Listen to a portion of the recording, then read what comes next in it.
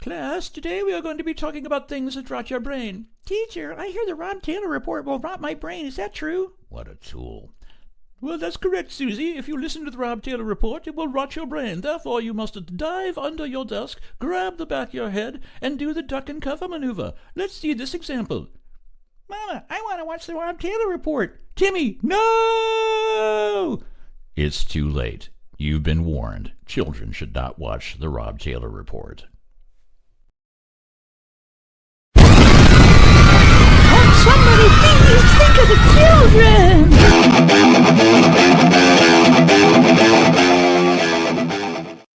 Well, somebody please think of the children. Oh my gosh, we got a lot to rant about. And I'll tell you what, I had this show all planned out. We had a really cool guest, and unfortunately he had to back out at the last moment. And so the show that I planned is going to be completely different, but that's okay. That's how you live on the fly.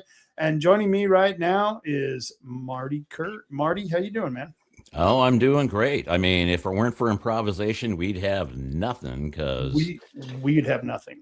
Well, not only that, but I mean, even when we do plan shows, they normally stay on that plan for, I don't know, 30 to 45 seconds. So, Yeah.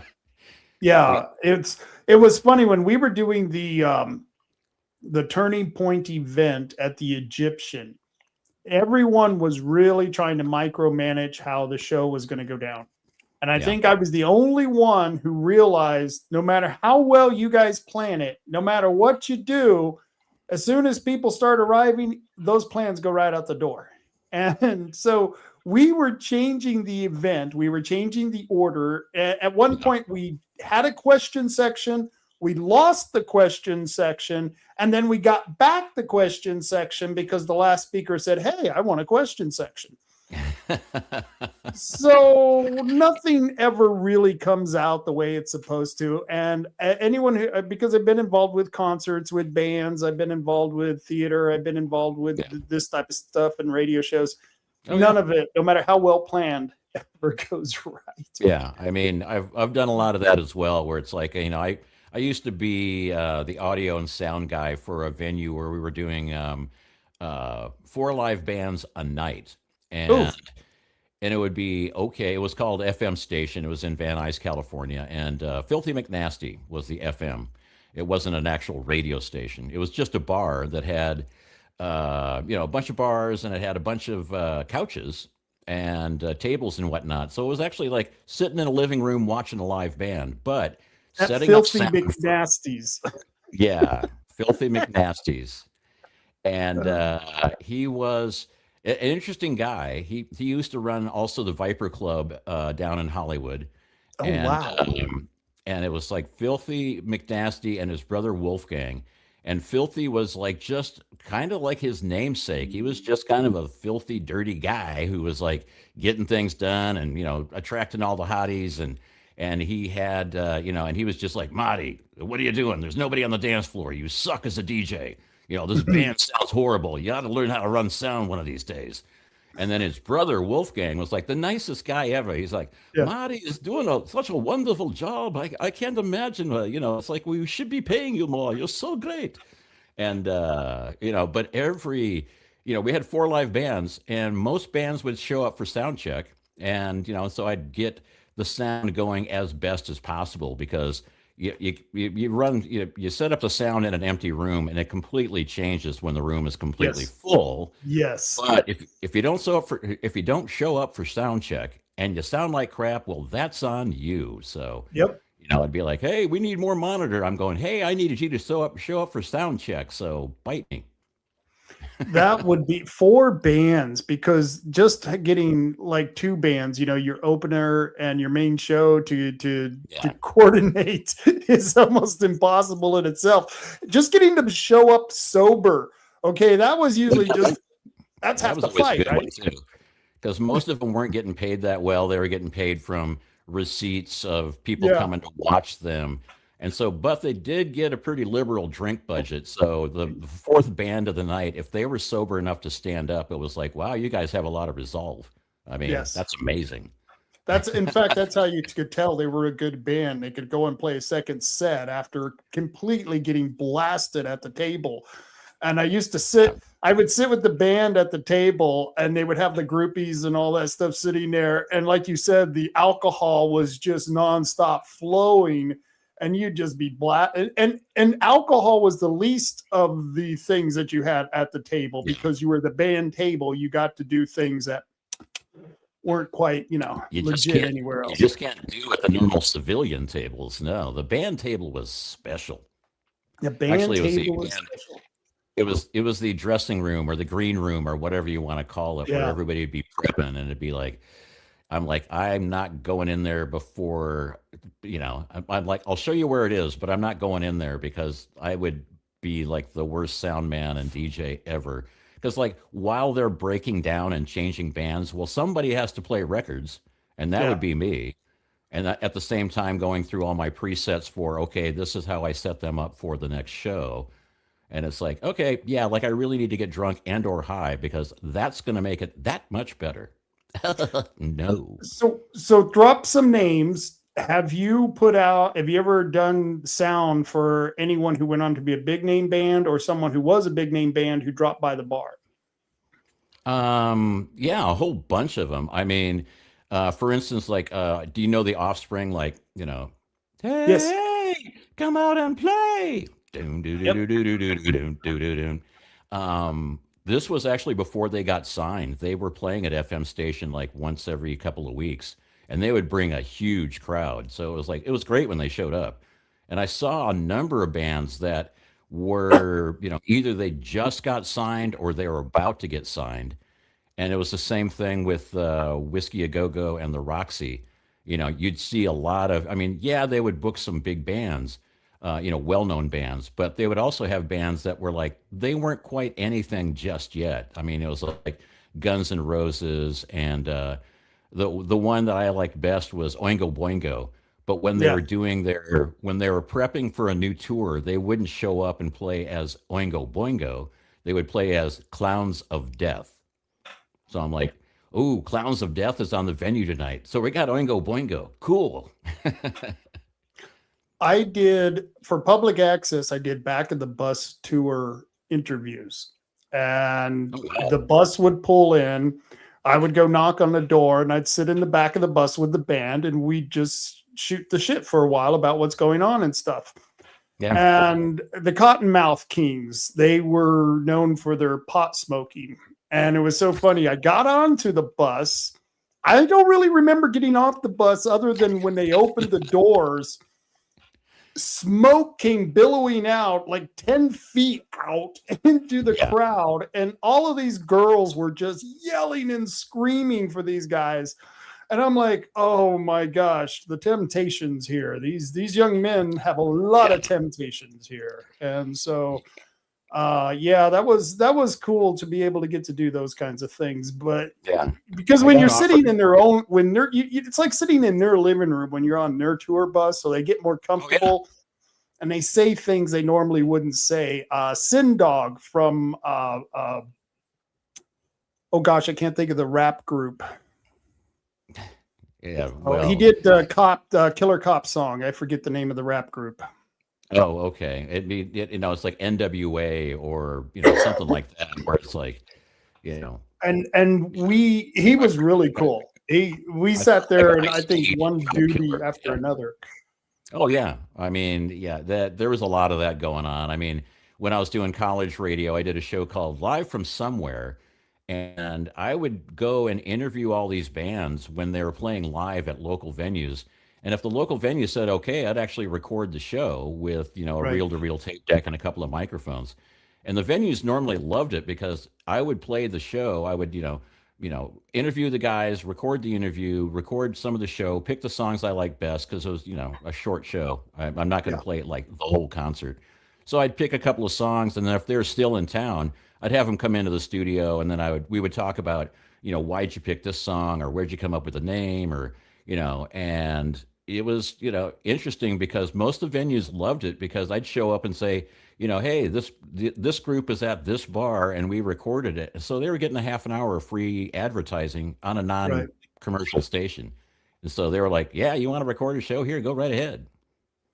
No, that's cool. That's the best way to do it. And like that's once again, it's kind of like in their living room because they're Yeah. the most. And then they get lit, and of course they're going to say anything and will, and that's always the best Yeah. part.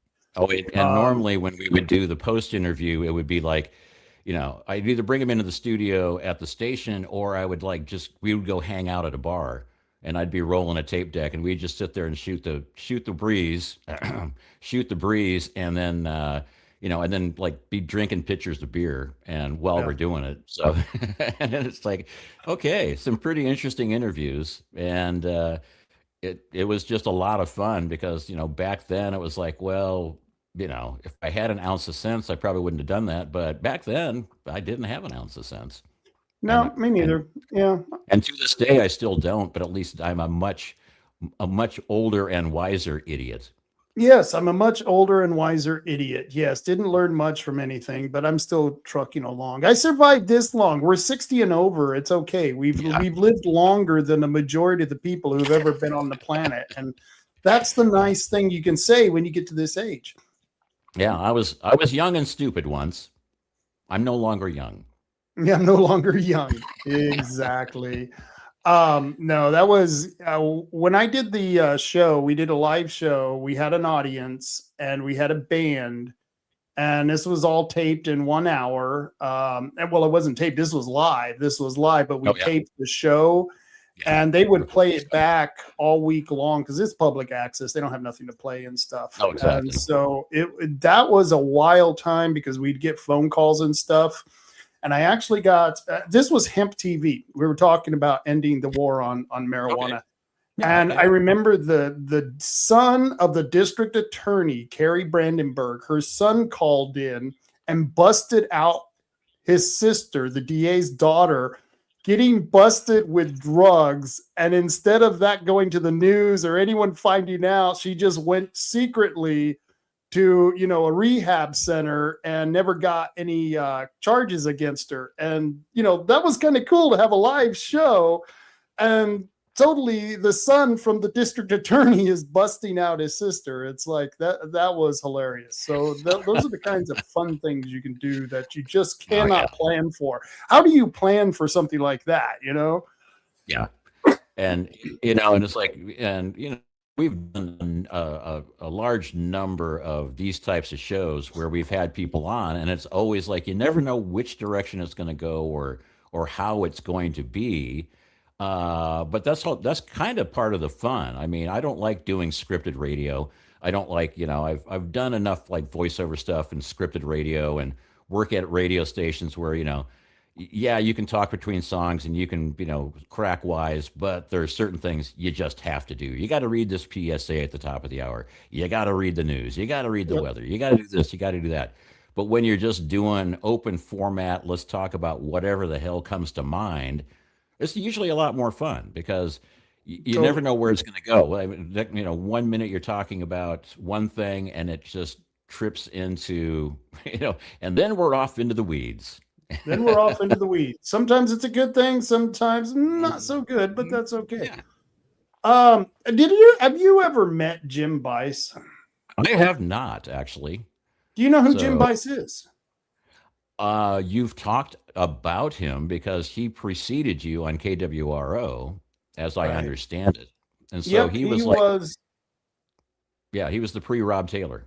Pre-Rob Taylor, and he was not a Rob Taylor. This guy he's his own character. I didn't even know if I was going to be able to fill his shoes. In many ways I didn't, but he was just an incredible. He had an incredible voice. He was very tuned into the politics here, and we very rarely disagreed. But when we did, it would be great on the show because I would be co-hosting and he'd be hosting, and we'd really get into it. But the best conversations were during the break because you could say things off the air that you could never be allowed to say things on the air. And I remember we were talking about abortion, and I was talking, I'm more pro-life than he was. And I said, Jim, so you're for abortions? And he said, this is what Jim said off the radio. He goes, as long as it's those liberal bitches that are killing their babies, I don't give a shit. Jeez, dude. Oh, yeah. That's so politically incorrect. And I love it. Yeah. I mean, one of the nice things, I mean, KWRO, when you had your show there, you know, it was strictured by the fact that, yes, you have to follow the FCC rules, and there are certain things you can't say, and you can't get too controversial, and you have to fit it into a certain amount of time because you got to hit with the national commercials and the top of the hour national news feed. And it just, you don't have the ability to be flexible on what you want to talk about or what you want to say. But at the same time, when you're in break and you're not going out over the air, sometimes that's some of the best material, and it's like, Yes. wow, you should have been here when the mics were turned off, because it was some pretty fun stuff. And that was part of the problem I had with filming. Jim didn't have a problem with being on film and being on Facebook, because I would stream to Facebook sometimes. I had a producer, and I won't say his name, but he had reasons to be very paranoid. He was doing things in Colorado, in the Denver radio area, which got him into trouble. In fact, he worked with the radio guy who was such a shock jock that he got shot outside of the station. Do you remember who? Yeah. Gosh, the movie, I can't remember his name. Yeah, I remember the producer, and I won't say his name either. But yeah, and I forget who the shock jock was. They did a movie about it. I think it was Eric Bogosian played the guy who was the shock jock. And basically, it was sort of like a precursor to the Howard Sterns of the world, where it was like he would just, say what he was thinking. And it was overnight radio, so it was pretty much okay to do that kind of thing. I mean, I used to listen to a lot of, like, when I was working midnight to 6 in radio, I would actually occasionally listen to other radio stations for, especially the national feeds, because it'd be like, oh, let's see what they're talking about or what they're doing. I can't say any of this because, well, my first job midnight to 6 in radio was working at an easy listening station. And all I did was the news at the top of the hour and the weather at the bottom of the hour, and no talking, no, discussing songs, nothing. Right. And it was all automated. All I did was easy 104, easy contemporary 24 hours a day. Oh my God. That must've been so boring, Marty. And it's, play Misty for me. Play Misty for me. Yeah. Here we go. Oh, there it is. I'm sorry. Yeah, but it was really boring, but it was great. Since I was going to college, I would just sit there from midnight to 6 and do all my studying and read all my books and be like, oh, hey, top of the hour. Here are the 1 o'clock headlines from Easy 104, brought to you by, whatever the sponsor was. And then just read the AP Rip and Read news.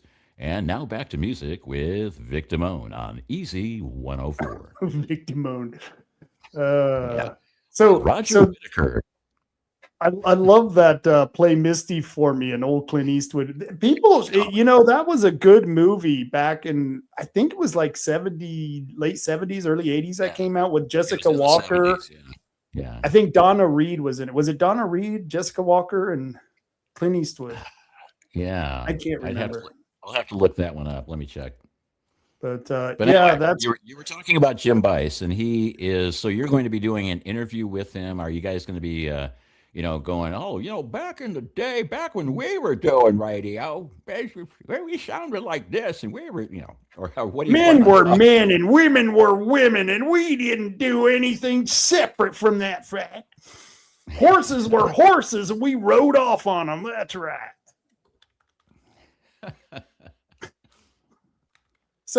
So Jim is going to be, I invited him out to the headquarters. So I'm actually doing a on location live feed from the headquarters.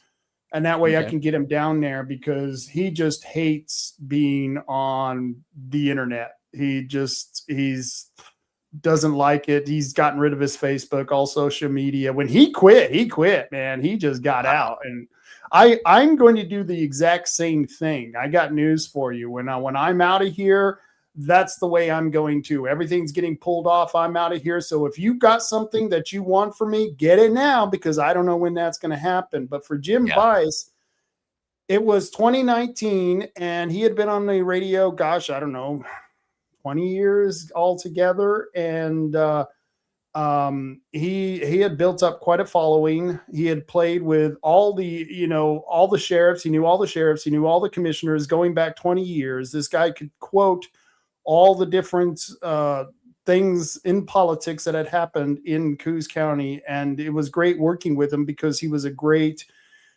for pulling all that knowledge out that we lose over time, because it's, unless you actually experience it, most people don't know what has happened and what has occurred in Coos County and Coos County politics. And so we're going to talk about some of that. We're going to talk about the future of politics, because he's going to go off on the Republicans in the Republican headquarters. Yeah. It's going to be funny, Marty. He's someone who, he's an ecumenical offender. He don't care whether you're Democrat or Republican. He calls it the way he sees it.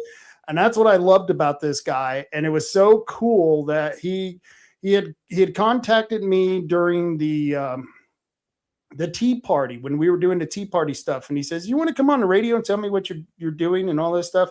And that's how we started, doing the radio. I would be an activist and I would come on and talk about the different things we were doing. I had a candidate, Janie Germond, that he had on several times. And then he just started having me on the show all the time, to the point where I was just a regular co-host. And it was the easiest show to do because I didn't have to prepare anything.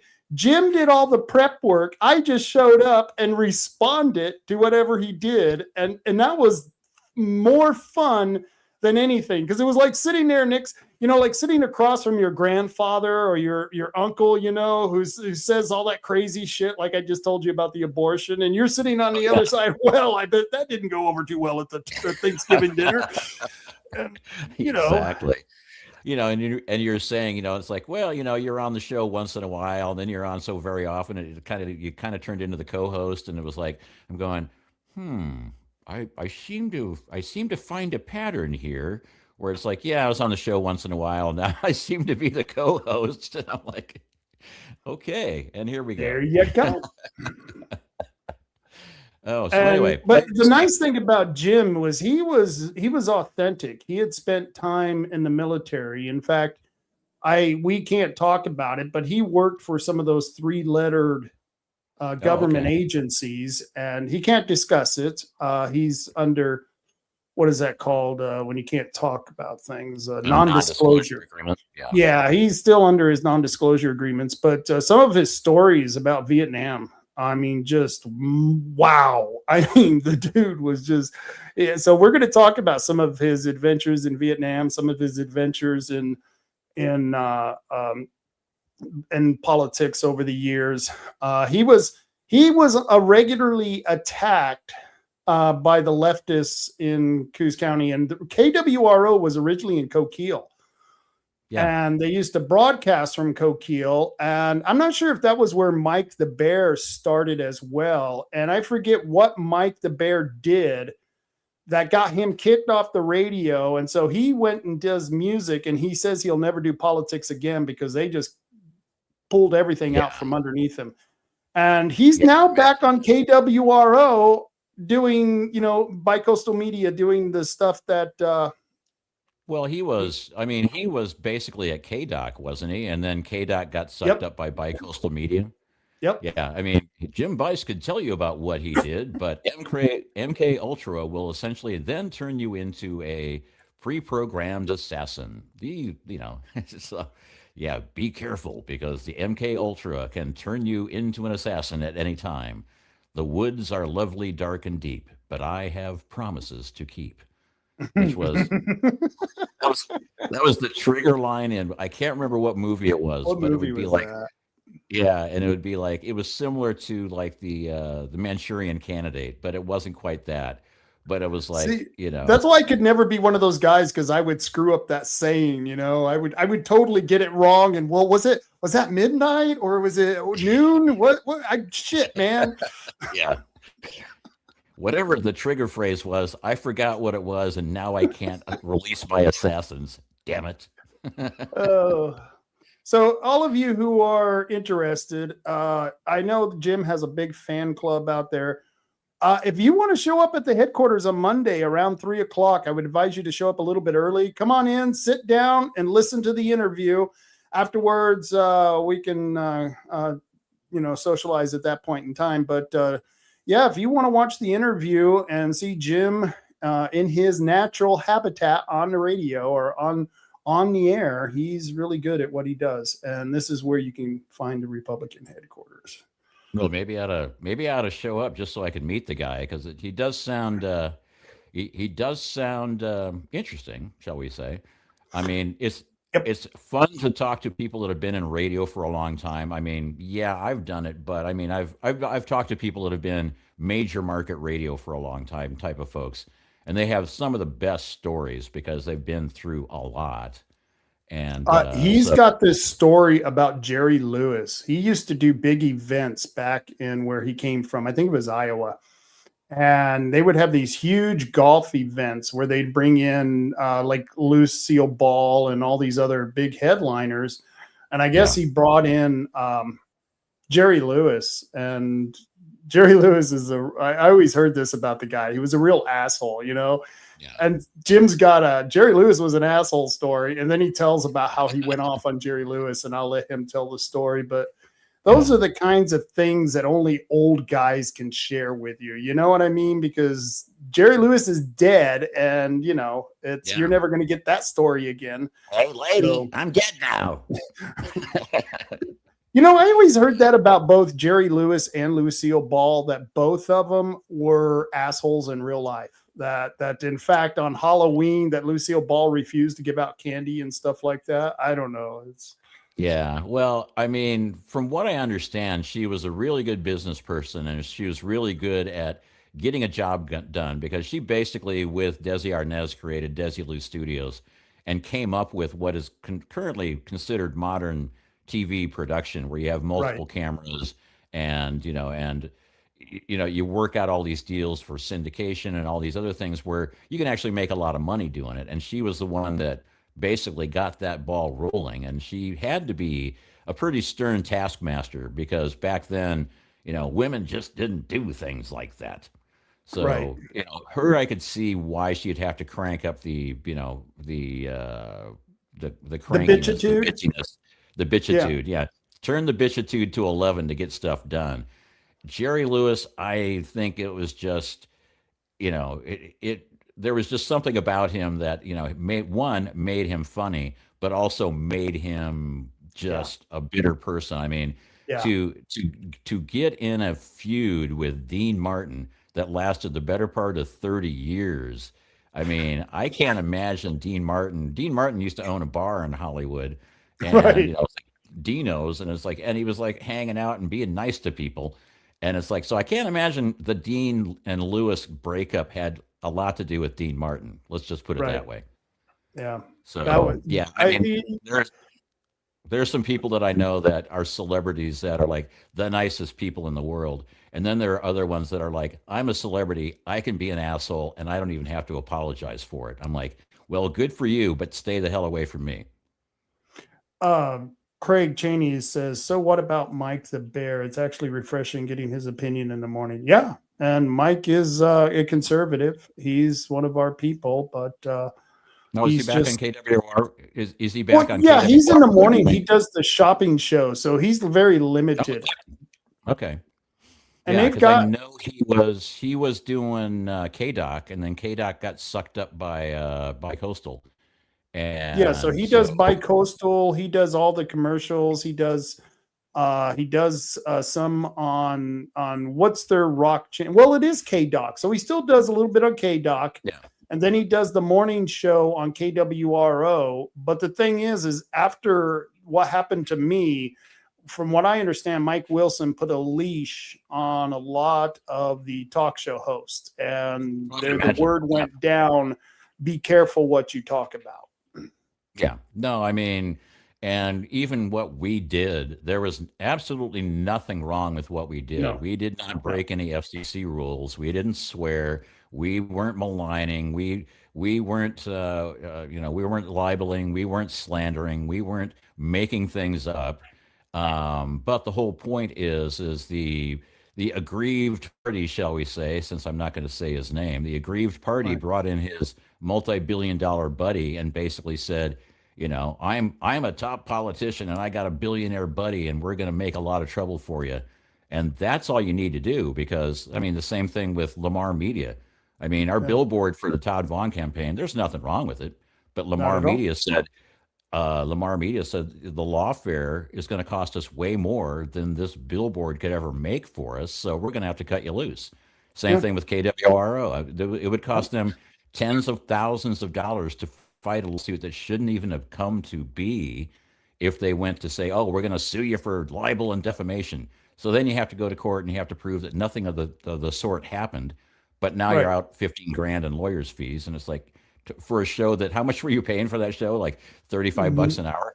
I think I was paying, no, it was for basically, because it came out to $500 a month in airtime. So it was. So are we going to take the $500 a month, or are we going to fight $15,000 worth of lawyer stuff? Yeah. Right. Which it probably would have been twice that, if not more, because this guy, Tom Tuttle, he's got those Tuttle bucks. He's got those Tuttle tokens, and he can do a lot of warfare. Oh, yeah. Lawfare, warfare, it's all the same, because if you're on the receiving end, it's nothing but an excrement show, shall we say. So Jim Bice was good friends with Mike Wilson. I had known Mike Wilson. I had met him a couple of times, but I didn't know him as long and as well as Jim Bice did. And Mike did confide into Jim and told him that, DBS did threaten the license of the radio station and that Thomas Tuttle was going to sue him, which was the exact opposite of what Mike Wilson said in his email, saying that never happened. And it's like, I'm so glad that Jim Bice was able to have that conversation with him, because he's going to validate that on Monday. We're going to talk about that as well. Yeah, I mean, and I read that email, and I read, I read what Mike Wilson said, and I read some of the other stuff, and it was like, well, and I was contacted by Tuttle and so forth and so on. I'm like going, well, first off, how is it that a day after, this happened, you were already in a conversation with Tuttle if Tuttle wasn't threatening you with something? This is not where, okay, maybe he would talk to the aggrieved party and say, oh, we're sorry this happened, and we'll give you like 3 hours of free airtime, which they wound up doing. But it was 5. It was 5 hours, remember? Oh, yeah. Well, it was a big number. Let's just put it that way. 3,600 and something, but actually closer to 6 hours of free airtime. But the whole point is Tuttle's name never should have come up unless, of course, Tuttle threatened Wilson. So he was like, well, I've been in conversation with Tim Tuttle. And I'm like, that wouldn't have happened if Tuttle wasn't going to do something about it. So, and I liked how in the email he says Tuttle wasn't upset or angry and that there was no lawsuit threatened. And it's like, so Tuttle called you, or you called Tuttle, and you guys were he was really happy, that his name and his wife were being mentioned on. He had no problem with that. You just decided to kick me off the air and cancel my contract because, I don't know, you guys just agreed to not like me anymore. Yeah, Mike, that doesn't make sense. Yeah. And I like the comment I just put up on the screen. Lawyers are good in their place, but some of their places have yet to be dug. Yep. Yep. Well, that's why they don't sue sharks. Professional courtesy. Exactly. Like the old joke where it's like, and a busload of lawyers went off a cliff. And okay, that's the good news. What's the bad news? There was 3 empty seats in the bus.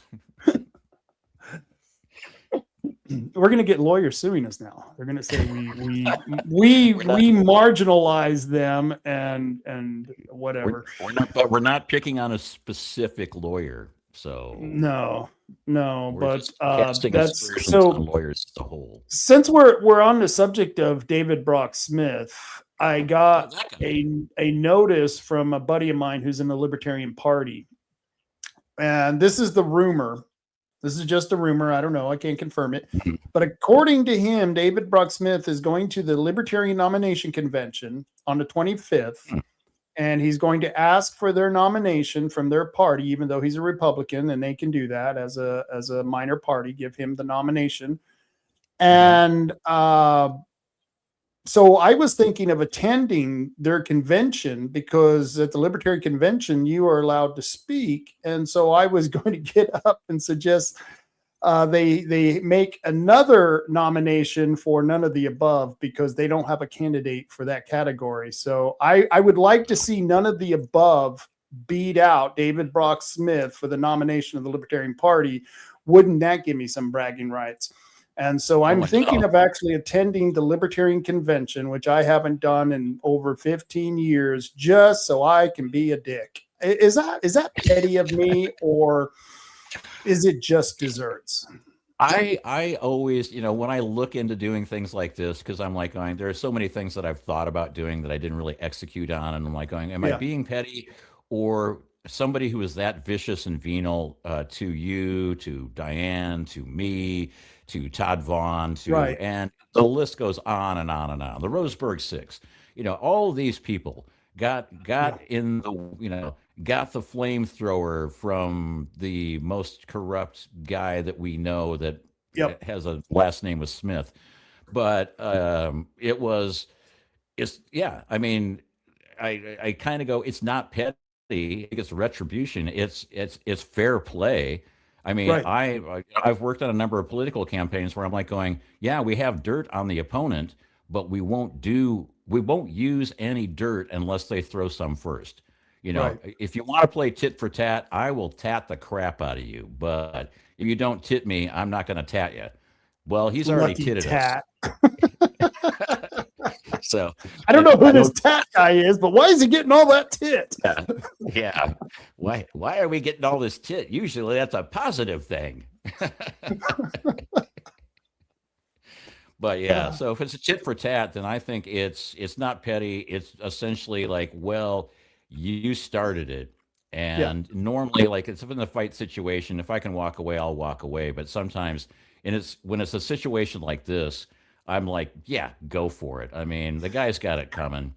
And I used to be a libertarian. I used to be on the executive board in the Libertarian Party. I almost feel, no, I don't feel, it's not a feeling. I think wholeheartedly that I should go up there and warn the libertarians before they make fools of themselves, and also fight for all the people who have been attacked and abused by David Brock Smith. It's the things that people don't understand this man has done to others. I think I couldn't even get into it because you'll only get a few minutes at the convention, but I definitely want to stand up and let people know this man is not who they think he is. And in fact, I've been posting, if you look at the Libertarian Party of Oregon, you go to their Facebook page, he's been posting on there.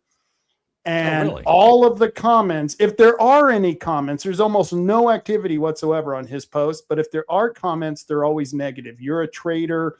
You're not a libertarian. I mean, almost always, 99.9% of the time, it's like he just loves abuse.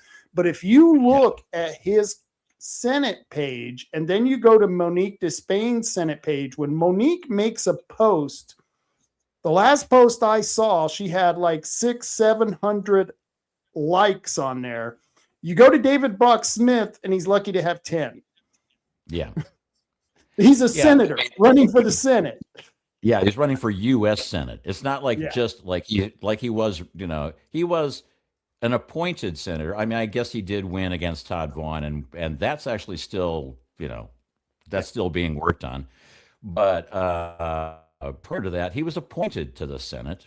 And as I understand it, he was kind of appointed to the House of Representatives. And now he thinks, I am so great that I've worked my way up through the political ranks. And I'm going, not because people like you. You've conflated that it's causation and correlation. You're not running for U.S. Senate because everybody loves you and everybody wants you to run, buddy. No, you're there because everybody else in your path has been steamrollered, flamethrowered, or tossed under the bus. It's not the same thing. So, And it's like, yeah, everybody loves the fact that he wanted to put wind turbines off the coast, and everybody loves the fact that he put tampons in grade school boys' bathrooms. I mean, he's got a Oh, pretty good platform to run on, man. I mean, I don't know so why we're dissing the dude. you know Thena from Curry County, Yeah, right? yeah, yeah. Yeah, Curry County, So Athena. she'd contacted me and asked me about his latest vote to give $360 million of our tax dollars to the Blazers. You know, the team that has Yeah, the Moda millionaires Center. playing for it. Yeah, The the Moda the Center, billionaire which, owner refuses to donate one dime for the renovation. yeah. Well, I mean, the whole thing is the Moda Center is in disrepair. It needs to be Yeah. fixed up. They're trying to use, if you don't fix it, you're going to lose the Blazers. And the guy who bought the Blazers is, he's only had it for a little while, Mhm. but he's not an idiot. He owns the Carolina Hurricanes, and they Yeah. just won the Stanley Cup uh, playoffs this year. So they are the NHL champions, based in Raleigh, Durham, North Carolina. In the stadium where the Hurricanes play, that's also where the University of North Carolina basketball team Right. plays.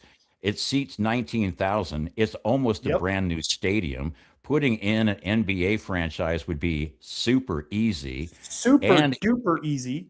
and that billionaire who bought the Blazers also is saying he's going to put $40 million a year for the next 20 years into developing the 80 acres around the Raleigh, North Carolina sports Yeah. complex as it stands. They're putting in, music venues and food and dining and hotels. There's a football complex next door. So my money is on the Blazers moving to North Carolina. I would bet And that too. The Moda Center was sold to the city because the city is stupid enough to buy it for $1. And I'm like going, wow. And let me tell you, I'm from Oakland, California. I mean, I'm originally from Bandon, but I lived in Oakland, California for 20 years. And Yeah. Oakland, California is a lot like Portland, except about 5 years ahead of them. And they've been going down the toilet for a long time. And they lost their NFL franchise. Yeah. It's the Las Vegas Raiders now, baby. And they And- lost their NBA team. It's the San Francisco Warriors now.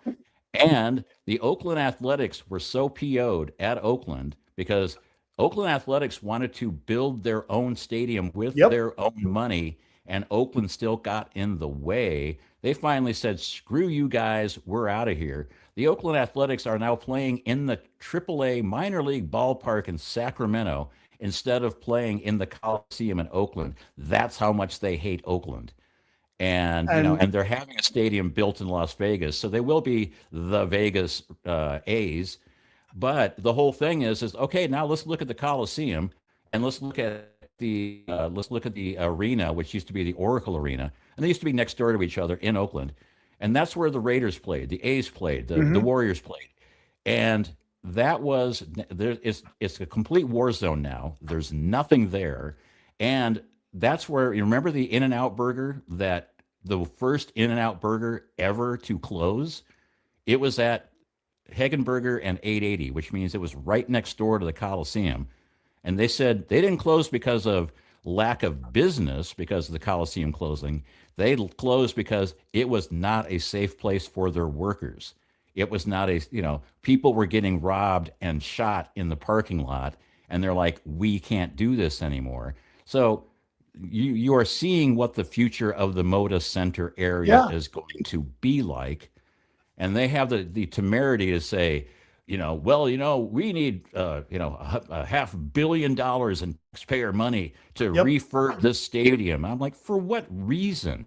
What NBA franchise is going to be stupid enough to move there? None. And then they say, and we need a ballpark down by the river. Let's get a $250 million to build a ballpark by the river. I'm like, no Major League Baseball franchise is going to move to Portland either. I mean, who are you building it for? And it's been proven that when government gets into these sports arenas, all of a sudden they start losing money. Nobody's making money on it anymore. It's amazing how that happens. Yeah, the Oakland Athletics were doing fine until the county of Alameda and the city of Oakland stepped in. Well, yeah, they got to get their thumb in there. You know, Right. it's they didn't get rid of the mob. The mob just ran for office, got elected, and is now back in. You got a really nice place here. And be really sad if something happened to it here. The Moda Center. This is really nice.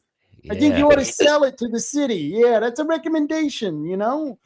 Yeah, you need to the Moda Center needs to be upgraded, if you know what I mean. So If you know what I mean. $1 to my cousin Vinny, and everything will be okay. Trust me on this.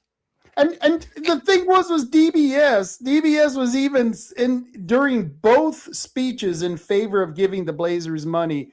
He was saying that he's doing it partly because his brother is in the entertainment business, and his venue, and I don't know, I think his brother owns a restaurant, would benefit from this money. So literally he's telling us that they're in on the grift.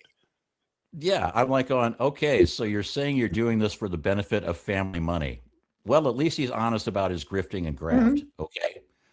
I mean, he's never come clean on the 125 grand he got in Tuttle tokens or all the other money that's like flowing in his direction. And I haven't actually checked the Oristar or FEC filings recently, but I bet there's way more stuff we could talk about. So I haven't either. It's funny. Yeah, I'm willing to bet that there's something there.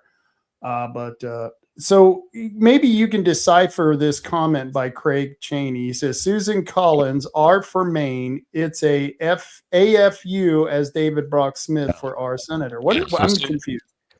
Okay, so Susan Collins is running for senator from Maine as a Republican who is, well, speaking of Cheney, probably about as Republican as Liz Cheney, or probably about as Republican as MTG. And AFU is as fucked up as David Brock Smith. So that's what AFU stands for. So Susan Collins, as fucked up. Susan Collins running as a Republican in Maine is about as fucked up as David Brock Smith is running as a Republican senator.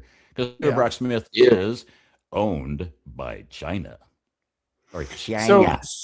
So you know who's watching us? I bet you David Brock Smith is watching this because he opens up my newsletters when I send it out. So I know he knows the show's on.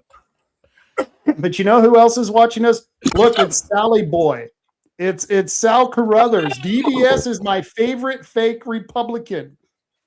Wow. I don't think I'd ever agree with anything Sally Boy had to say, but I have to agree with you on that one. He is my favorite fake Republican because he is so darn adamant about the fact that he is a Republican. I'm like going, did somebody redefine what that means? Because it doesn't even seem to be close. I mean, so Sally Boy, he's now stuck at his mom's house in Portland. I don't know if you heard about this. No, I didn't. And we even got pictures of his mom's house. It's great.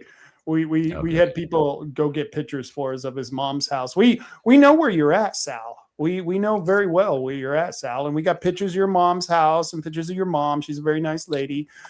Even she has told you need to back off on going after people like me. But it's pretty sad because, Marty, there's nothing worse than being in your 30s and moving back in with your mom. But not only that, he had to move back in with his mom and re-register as a sex offender. How pathetic. Well, now I mean, he's bragging about, you should see my Portland area Facebook page. Yeah, I bet they don't care. Yeah, his Coos Bay page was so filled with people. I mean, he was doing what, like 20, 30, 40, 500 different fake accounts to make his Coos Bay page look like people actually paid attention to it. And then the one thing that always irked me about that page is, one, really? So Coos Bay is being promoted by a registered sex offender and that's the best they can do? Or is this not officially sanctioned by Coos Bay, the city?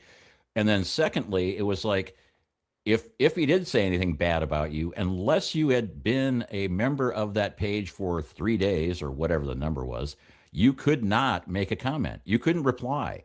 You couldn't like say, hey, you're a jerk. Quit talking about me. Oh, wait a minute. I'm getting a message from Jeff here. It says the user Sally Boy isn't Sal. He is quite the opposite. Oh, this is hilarious. I kind of figured, I mean, honestly, I kind of figured Sally Boy was somebody that was pretending to be Sal because one, would Sal call himself Sally Boy? And two, would he use that super cool graphic of him that keeps coming up on the Kentucky Chronicle? I have You know, no idea. Sal is so freaking crazy. Who freaking knows what that moron's going to do? I mean, just the maybe fact that you're in your mid 30s and you're moving back with your mom, that right there says you are a failure. You are a failure in society. Please go to the nearest cliff that's 100-foot tall and throw yourself off. That's the only cure here. Yeah, but I mean, and oddly enough, the graphic that's used for Sally Boy, which is the standard graphic that's used for the Kentucky Chronicle, he might actually think that's a compliment. That's actually a pretty good look for him, to be honest with you. I've seen him in person, and like I said, the only thing missing out of that graphic was him holding the dog over his shoulder, butt forward. Because I'm like fingering his butt while he was and I'm like going, what's better? What's a better look, Sal's face or the dog's butt? It's always a coin toss for me. So, Oh, look at this. Anyway. Michaela says, I'm rallying the troops. Let's go to the Libertarian Convention if they'll have us. I was invited last year, and I think it's $50 to go to the nomination convention, what is that called? That part of the meeting where they nominate people in the morning during breakfast, and then they'll let those people give speeches and they'll take a vote later on. Yeah. It's like a nomination convention. It's like the RNC or the DNC have their conventions where they, everybody is like, Alabama has 5 votes for George McGovern, that kind of thing. Yeah. Then, and then later on, it'll like they'll count the votes up and it'll be like, and George McGovern is now the Democratic candidate for president of the United States, according to the convention or whatever. Whatever. Yeah. Yeah. That would be good though. I mean, where is this thing held? It's being held in Portland. It's going to be held in Portland on the 25th. And I'm actually thinking of traveling up on the Friday night before, going and staying at the hotel because it's at a hotel, and then going to the convention. But I'm not even sure if he's going to be there. I'm not even sure because, like I said, he's on their Facebook page. He's getting slaughtered. I mean, they are just killing him over there. McGovern for president. I'm actually going for Pat Paulson myself, which means I'm really telling you how old I am. Pat Paulson for president. Barry Goldwater, damn it. Oh, Barry Goldwater. He's the man. Yeah. AUH2O. Goldwater. That was remember the commercial? Well, okay, I wasn't alive at the time, but I've seen the commercial. Remember the commercial that Johnson did against Goldwater? It was the little girl counting the flowers, and then she gets to a certain number and they start counting backwards, and there's a rocket going off, and this was at the height of the Cuban Missile Scare, and they really screwed over Goldwater because he was going to nuke everybody. Yeah, I mean, and that was their campaign commercial. The little girl picking the flowers going, 1, 2, 3, and then 3, 2, 1, nuclear explosion. And it was very similar to the scene from, I wonder if James Cameron got that idea in The Terminator of, her holding onto the fence and the nuke going off and being turned into a skeleton. If he got that idea from the Goldwater commercial, because it was basically, if you vote for Goldwater, you're nuking this little girl. How dare you? And if you vote now, we'll throw in a puppy and a kitten. We'll nuke those too.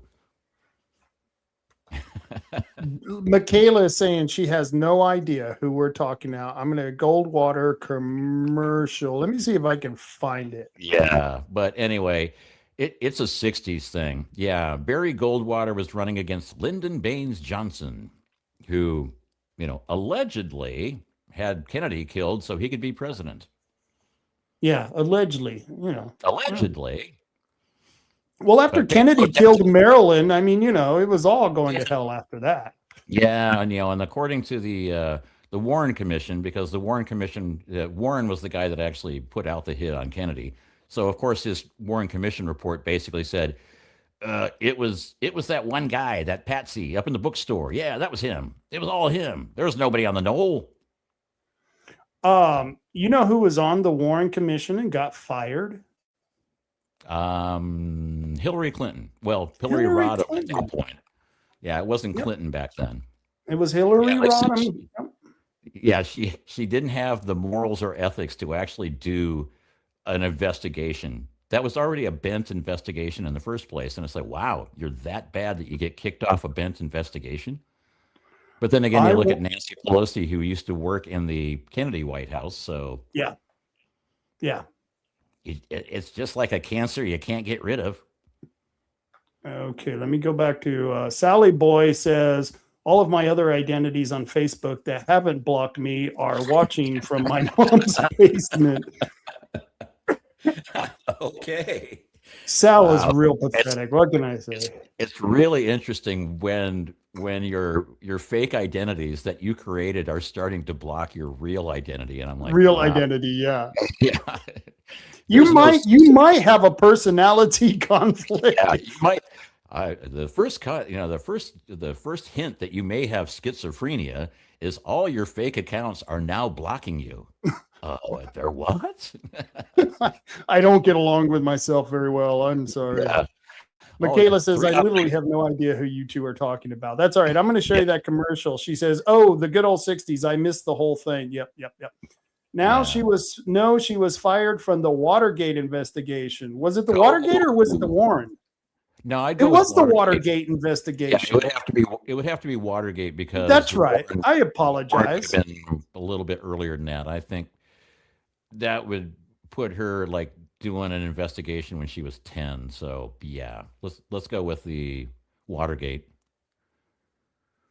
Here, I want to play this commercial. Michaela, if you've never seen this is one of the best political commercials. From the Library of Congress in Washington, D.C.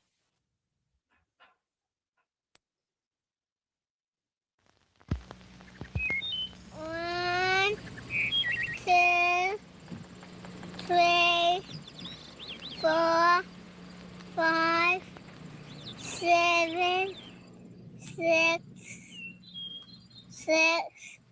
8, 9, 10, 9, 8, 7, 6, 5, 4, 3, 2, 1, 0. These are the stakes. To make a world in which all of God's children can live, or to go into the dark. We must either love each other or we must die. Vote for President Johnson on November 3rd. The stakes are too high for you to stay home.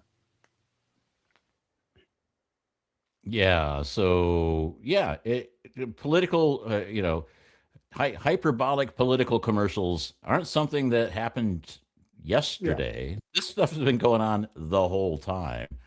Yeah. But yeah, I remember that commercial and I was like, yes, I am that old. Yeah. And the Warren Commission was in 64. So, yes. So, and Watergate was after Nixon. So it would have been 75, 76, yeah. Watergate Commission.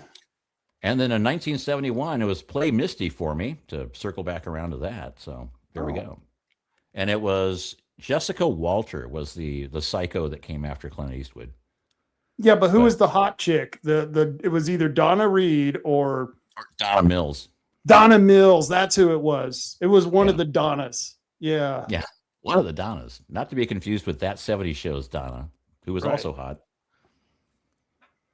You have a thing for redheads. That's the thing.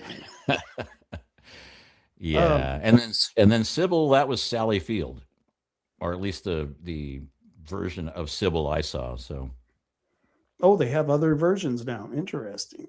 Well, you can get as many versions of Sybil as you want, right? Sybil as you want. Yeah. I identify as a version 2 of Sybil. Yeah, I mean, I'm surprised they haven't come out with a Sybil version of Barbie, where it's like, is Sybil as Barbie, and you can have it in 50 different genders and 45 different personalities. It's sort Okay. of like the magic 8 ball. You shake it and you get something different every single time. Liberty Cave is brought up Raquel Welch. She was not in Play Misty for me, but Raquel Welch, God, she was in some really great movies that were very impressionable for my young mind at the time. I had a thing for Raquel Welch. She was incredibly hot, wasn't she? Yeah. Raquel Welch or Gina Lola Brigida, where it was like, these are the the hotties from Europe because they're extra spicy because they're from Europe, don't you know, or something like that. I don't.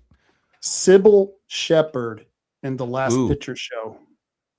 Yeah, that pool table scene with Don Murray. Wow, yeah, Sybil Shepherd. She went out with Elvis Presley. Wow.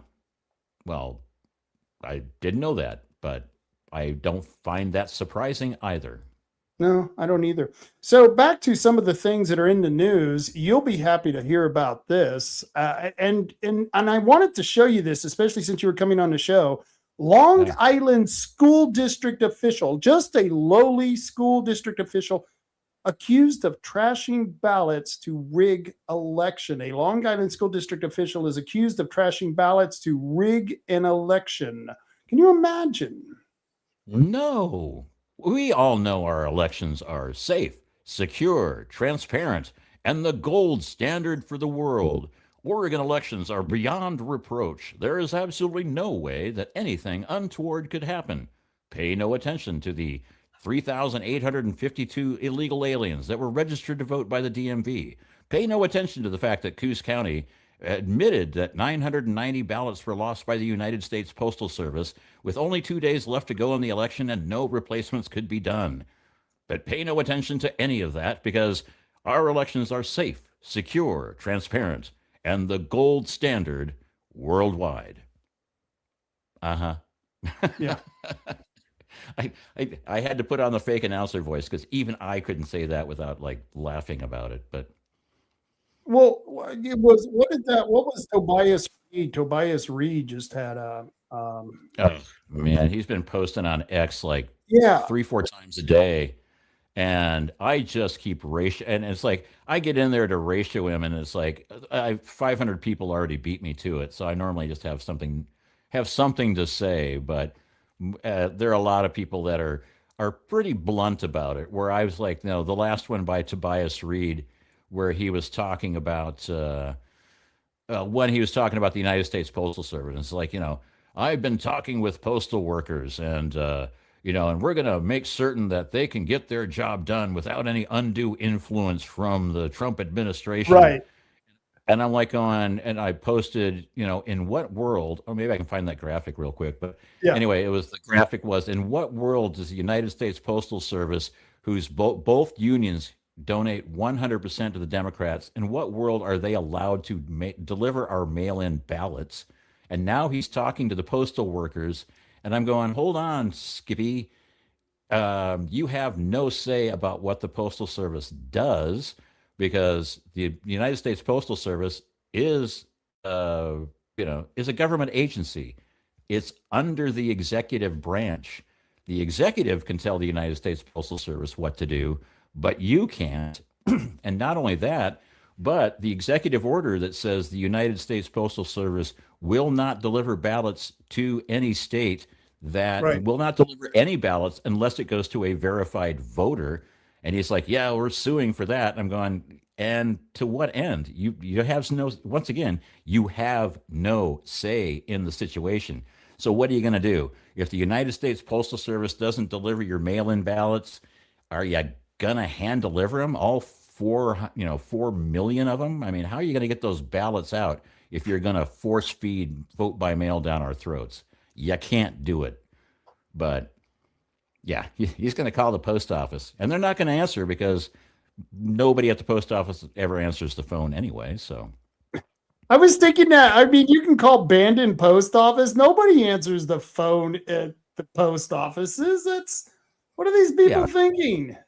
Well, and the people, I mean, I feel actually kind of bad for the people that work at the band and post office because they've got way more work than they can do, and it's hard to get people to work there, even though you do get like deluxe benefits and whatnot. But it's, they not only are they doing the regular mail and they're doing the mail delivery with their little trucks and whatnot, but they're sort of like the central handling warehouse for all things Amazon and USPS. And Monday mornings they get like a semi truck full of packages that they have to distribute because people that can't get like a Amazon package or UPS or FedEx or whatever because they're way down Dink Lane like I am, you just put in the street address of the post office with your name on it, and then that's where they'll deliver it, and then they will figure out a way to get it to you.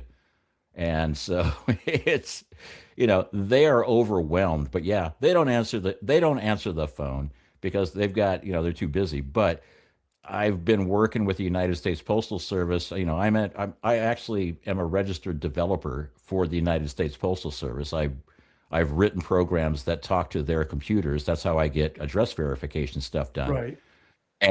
But every time I have to like go to their tech support people, I'm like, okay, I'm asking a simple question, which means I can expect an answer in 3 weeks.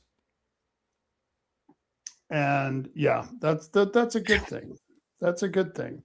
Michaela. Yeah. Oh, by the way, TJ, I'm glad you had a good time. I've been watching your pictures from your vacation. I'm glad you had a great time.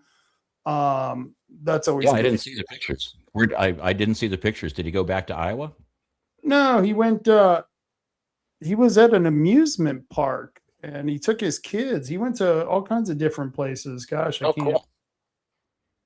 I don't know. Well, the only amusement park in Iowa is Adventureland down by Des Moines, so I'm sure that's not it. No, maybe, yeah. TJ, would you like to come on the show and talk about your vacation? I'll send you a link. Just let me know. That's the nice thing about being live. You can do that shit. Michaela says Directive 2022-4 is unlawful. I'm asking the Trump administration to ask for help. We know things. And she's right. Oh, yeah. I don't understand how that...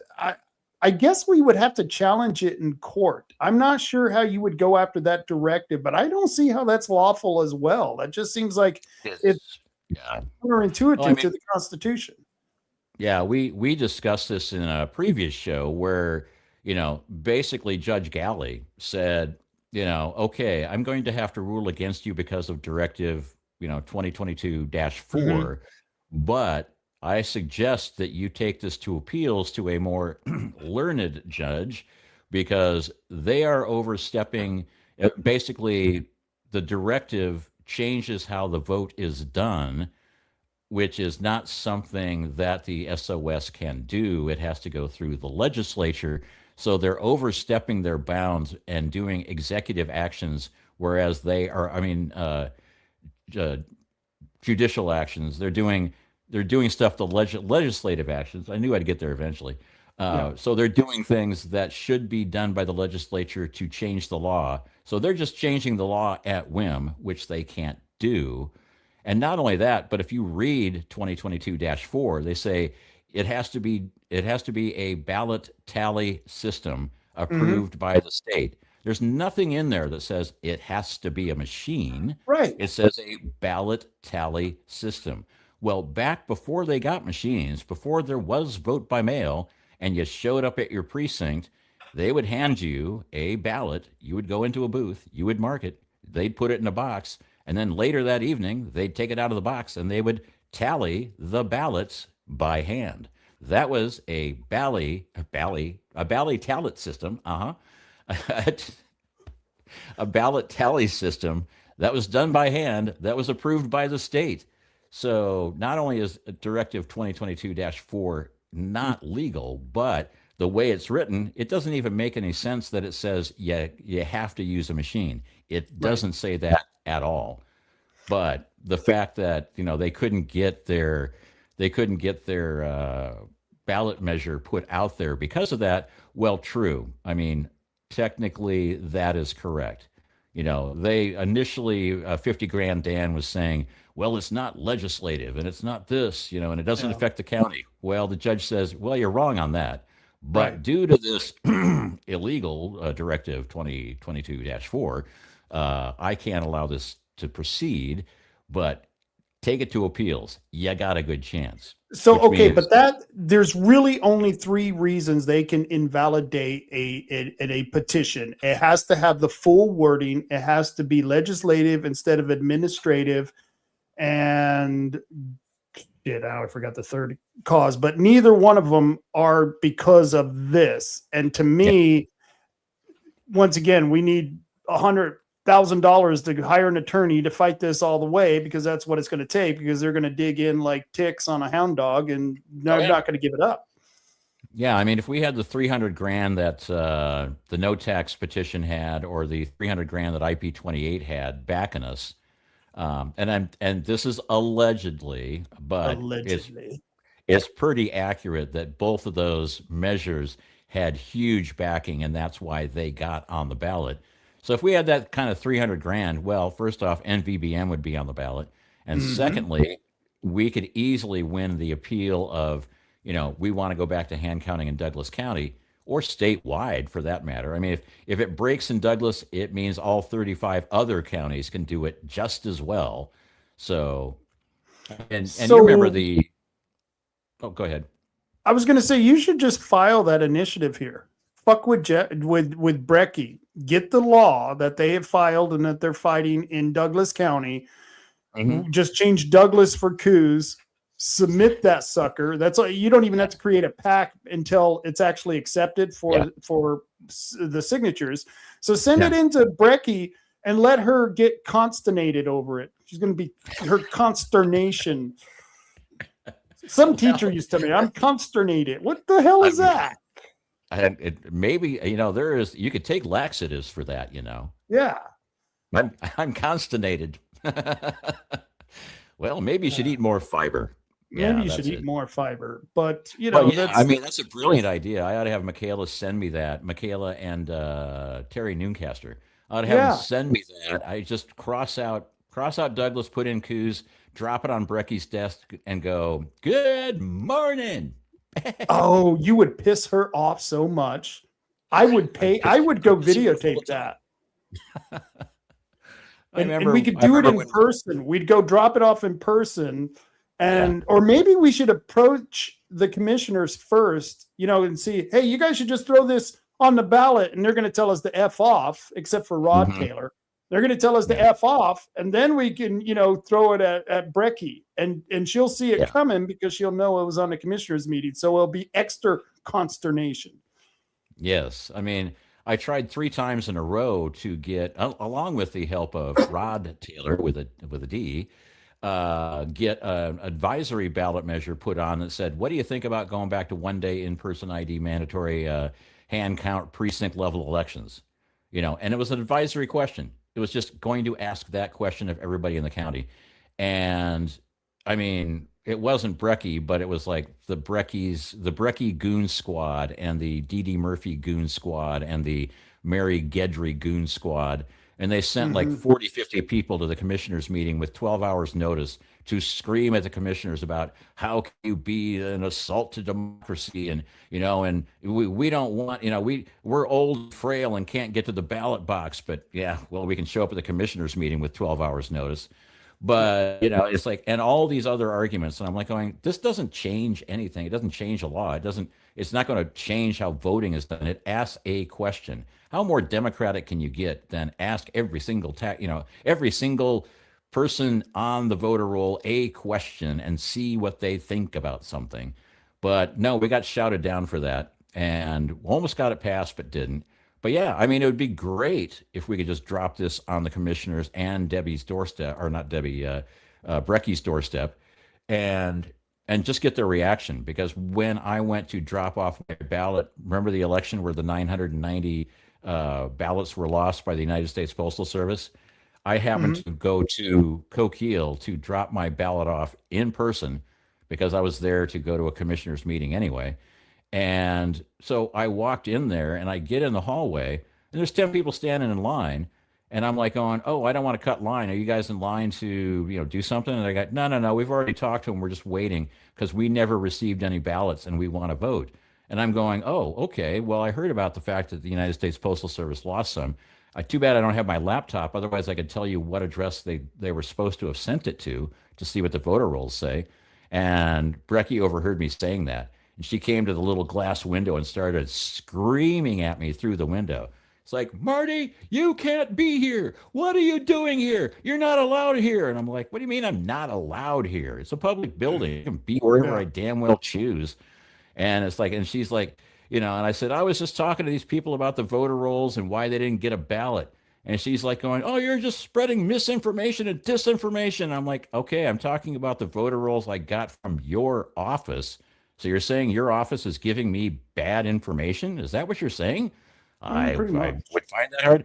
She's like, Devitt, what in the hell are you doing here? And I'm going, oh, I'm just here to drop off my ballot. Well, give me the damn ballot and get out of here. I'm calling the sheriff. I'm going, for what? Getting in my ballot? And as I walked out, the 10 people standing in line were like, wow, congratulations. that was a lot of fun. I didn't realize I was going to get like a whole show by just going to the elections office. Well, sometimes you have those days.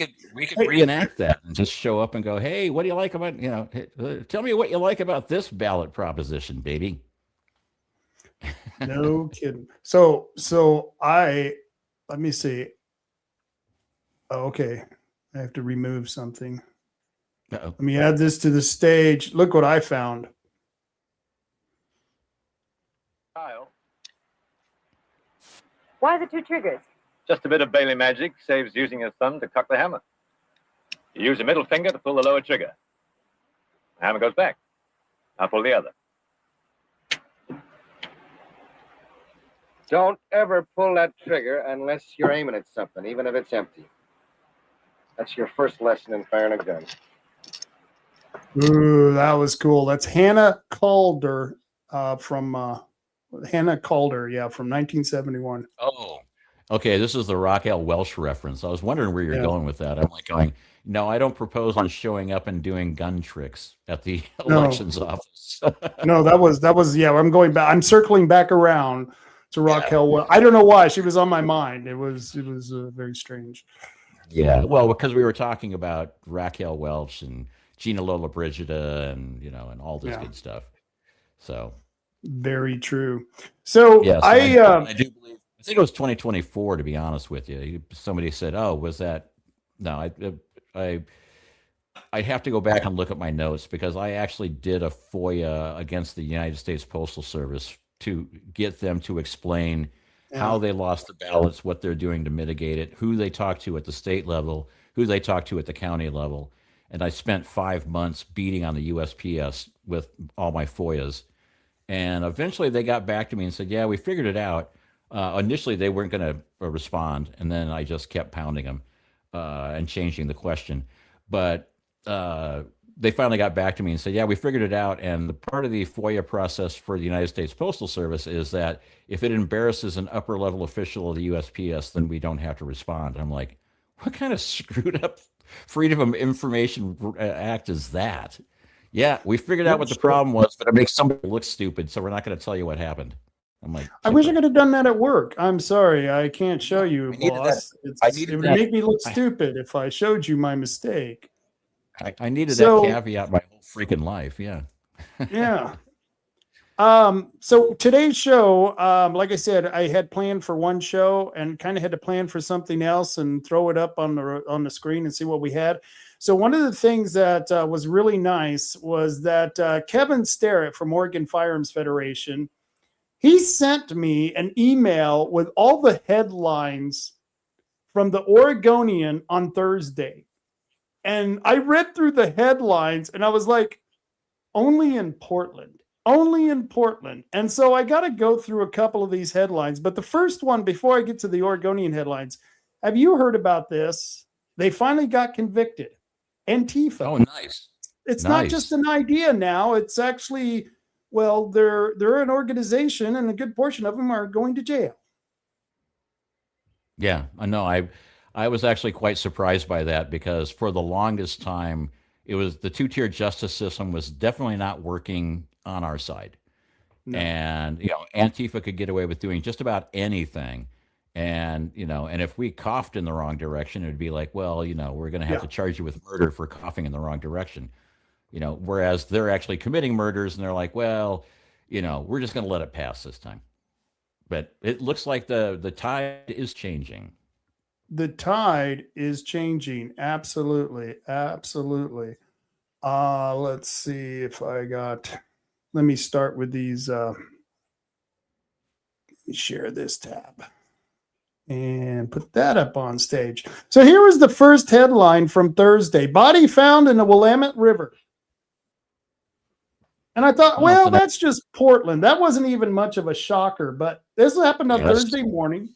Portland Fire and Rescue Crews. Portland, They responded at Northeast Portland, north from the Fremont Bridge. The body was located in shallow water and could not be reached by boat. That must have been nice. Portland police then took over the recovery operation with assistance from a Multnomah County Sheriff's Office. First responders were actively working to retrieve the body at the time of reporting. Well, that's nice. That's nice. So that was story number 1. And then here's story number 2. Confrontation over possible stolen truck leads to fatal beatdown in Portland sex shop parking lot. Now, you don't see that every day.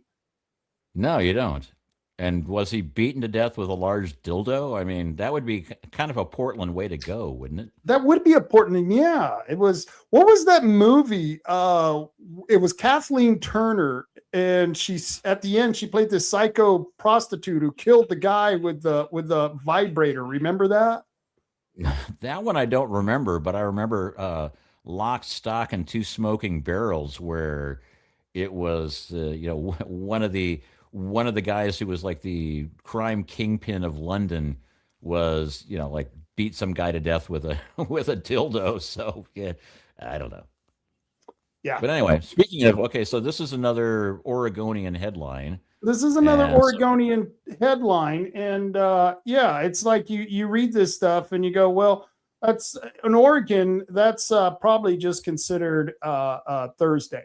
This is just Thursdays for them. And, but I want to read here from a little bit from the actual story. It says on April 30th, 2026, in the parking lot of the Paradise Adult Superstore, because that sees a lot of action already. That's on Stark Street in Portland. Keith Ash, 36 of Sandy, and Terry Spencer, 33 of Portland, confronted Reggie Hoff, 33 of Portland, over a truck they believed he had stolen from Ash's ex-wife.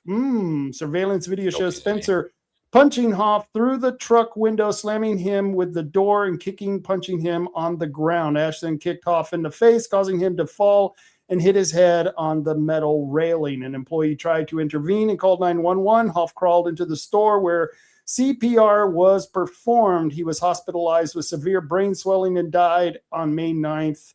Ash posted on Facebook claiming the truck was recovered and justice was served. Both men were later arrested and arraigned on charges including assault, theft, and robbery. Only in Portland. That's a definite Portland story. Yeah. No, exactly. I mean, it's like you said, confrontation, possible stolen truck, guy going after his ex-wife's truck, to a fatal beatdown in a sex shop parking lot. I'm like, yeah, West Hollywood or Portland, take your pick. Yeah, West Hollywood or Portland. Yeah. Well, actually, it wouldn't be West Hollywood. It wouldn't be ex-wife's pickup truck. It would have been ex-husband's, ex-boyfriend's SUV. But yes, okay, and he would be a furry, and they would be lovers. Yes. Yeah. There you go. So then the next headline was man stabs, pepper sprays fellow TriMet rider, police say. And this was once again on Thursday. A disturbance broke out on TriMet Max train traveling from Portland towards Beaverton. Police say 27-year-old Jesus Verdasco stabbed and pepper sprayed another male passenger. The incident was reported at the Sunset Transit Center just before 1 p.m. Beaverton police responded and arrested Verda's co. I'm not sure, on suspicion of assault, unlawful use of a weapon, and unlawful use of mace. The victim suffered non-fatal injury. So, there's always that. But when I first read that headline, my first thought was, man stabs and pepper sprays fellow TriMet rider. And I was like, are you sure it wasn't the conductor going, hey, I told you to pay your fare? No. And that one I would have believed too. That one would have been, I check out this one. This is another one. Best man, 39, dead after legs amputated after attending brother's wedding. I read this article and I'm going, damn, these weddings are getting pretty fancy these days. I've been to some weddings where, people will get like temporary tattoos, and put the bride and the groom on some, a temporary tattoo. But I've never been to one where you had to get your legs amputated. I mean, it's a whole nother world out there, I'm guessing. So I'm reading his headlines. He sent all these headlines without the story or the links. I'm Kevin, really, next time you send stories, please send the links. So I had to go look this stuff up because I'm reading the headlines and I'm going, what the hell is going on in Portland? And this is just from Thursday. Best man, 39, dead after legs amputated after attending brother's wedding. This is what happened. Andrew Wassel, 39, of Massachusetts, traveled to India in February of 2026 to serve as best man at his brother's wedding outside Mumbai. The day after the wedding, he suddenly became severely ill with a dangerous strep infection that spread to his lungs. He developed septic shock and organ failure. Doctors amputated both of his legs below the knees in an effort to save his life. He spent more than 6 weeks in intensive care in India before being stable enough to return to the United States. You're fucked up when you're in intensive care in India. Yeah, that's usually one of those things where, okay, it must be pretty bad if you're in intensive care. And if you're in intensive care in India, well, that you're pretty much done. Yeah. I mean, you might as well. That's one of those. Yeah. If you don't have insurance at that point and someone's not coming to see you, you might as well, count the monkeys in the waiting room and good luck with that. Let's see. Where am I? Wow. I was bagging on the Oregonian earlier today because they posted a couple articles where I'm like going, wow, it'd be really interesting if you guys would do journalism once in a while. And after reading some of these headlines, I'm like, this is a hard-hitting story that affects every single person in the Portland area. Woman goes on biting rampage at Northwest Portland bar, and that's seen a spate of violence in the past 6 months. Yeah, and they use the word spate. Have you seen the word spate used in a long time? That's an interesting word. Yeah. Well, I guess maybe it was National Spate Day and I didn't check my calendar, but you got to be spateful. Yeah. You're going to love this story. So this woman, this is at the River Pig Saloon in Portland. Have you ever been to the River Pig Saloon? I honestly can say I have not. No. It sounds like a bar we would go to, and I think we should if we ever go to Portland. Had I known it existed, it'd be like on my my bucket list. My bucket list. I got to go to the River Pig at some point in my life. Yeah. So at the River Pig Saloon in Portland's Pearl District, 31-year-old Kayla Marie Wiebe allegedly went on a violent outburst. She reportedly bit another woman on the face, breaking the skin, pulled down the woman's shirt to expose her breast, and then punched and bit a security guard on the hand. Wow, this chick is wild. I tell you what. Police arrested Wiebe at the scene while in a police cruiser. She allegedly kicked the doors and dividers more than 100 times, causing damage. Wiebe faces charges of 4th-degree assault, 2nd-degree disorderly conduct, harassment, and 3rd-degree criminal mischief. She has prior convictions for assault-related offenses and remains in custody. But she does plan to run for mayor of Portland, and she has a good chance of winning. From what I understand. I thought maybe she was running for governor next. So it would be. And when you were talking to me about the incident at the bar, I was like going, I used to work at a biker bar in Des Moines. That was one of the roughest bars in Des Moines, and the place was probably maybe 25 feet by 25 feet inside, a big square. And we had 6 bouncers, one in each corner and 2 rovers. And it would be, and we had, I forget what day, it was Monday. It was $5 all you could drink beer Mondays. So you pay your $5, you get a cup, and you drink until you either leave or, whatever. But the deal was that you couldn't use the bathroom. So, you couldn't pee on the floor, but you couldn't use the bathroom and you couldn't leave. So there'd be a lot of people that just be chugging beers hard, try to get as many beers as they could for their $5 before, somebody either went to the bathroom or left. But that was, even on the days where it wasn't $5 all you can drink beer night, those were the kind of fights that you'd see break out all the time. I mean, girl on girl fights in a biker bar were exactly like that all the time. And then they'd get arrested. That was the joke I always used to tell people. I'd say, I was sitting in this bar and this couple next to me, man, I've never seen 2 people go at it so hard. They were punching and gouging and beating the crap out of each other. Those are the 2 toughest women I've ever seen. Yeah, they'd be in the cruiser kicking the back window, and I'm like going, yeah, so that was a pretty good Tuesday, because that was only like 2 people in the bar at that time doing it. So I used to go to this bar in Albuquerque, downtown Albuquerque, and the Indian women there seemed to get into fights quite often. It was amazing. And you would see these 2, you would come in, and at some point 2 Indian women would get into a fight, and you're like, wow, this is interesting. And I agree with him. Tobias Reed bites. Yeah, he does bite. Yeah, and then usually someone just loses a nail.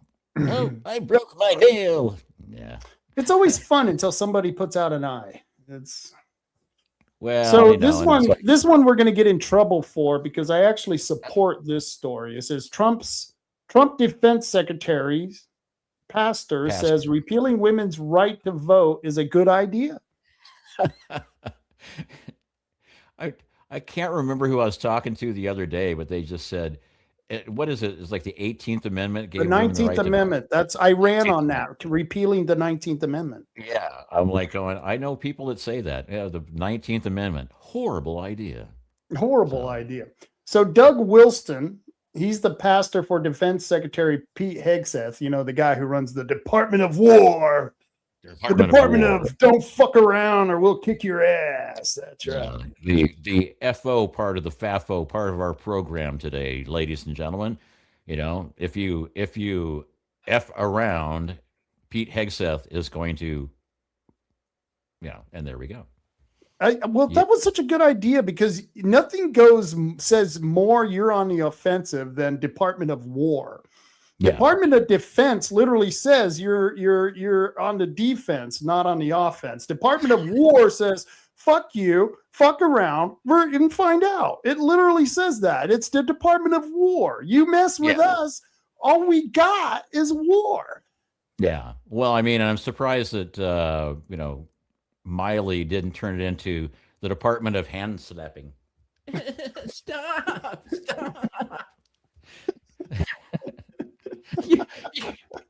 You're gonna make Miley. That was Millie. You mean Millie?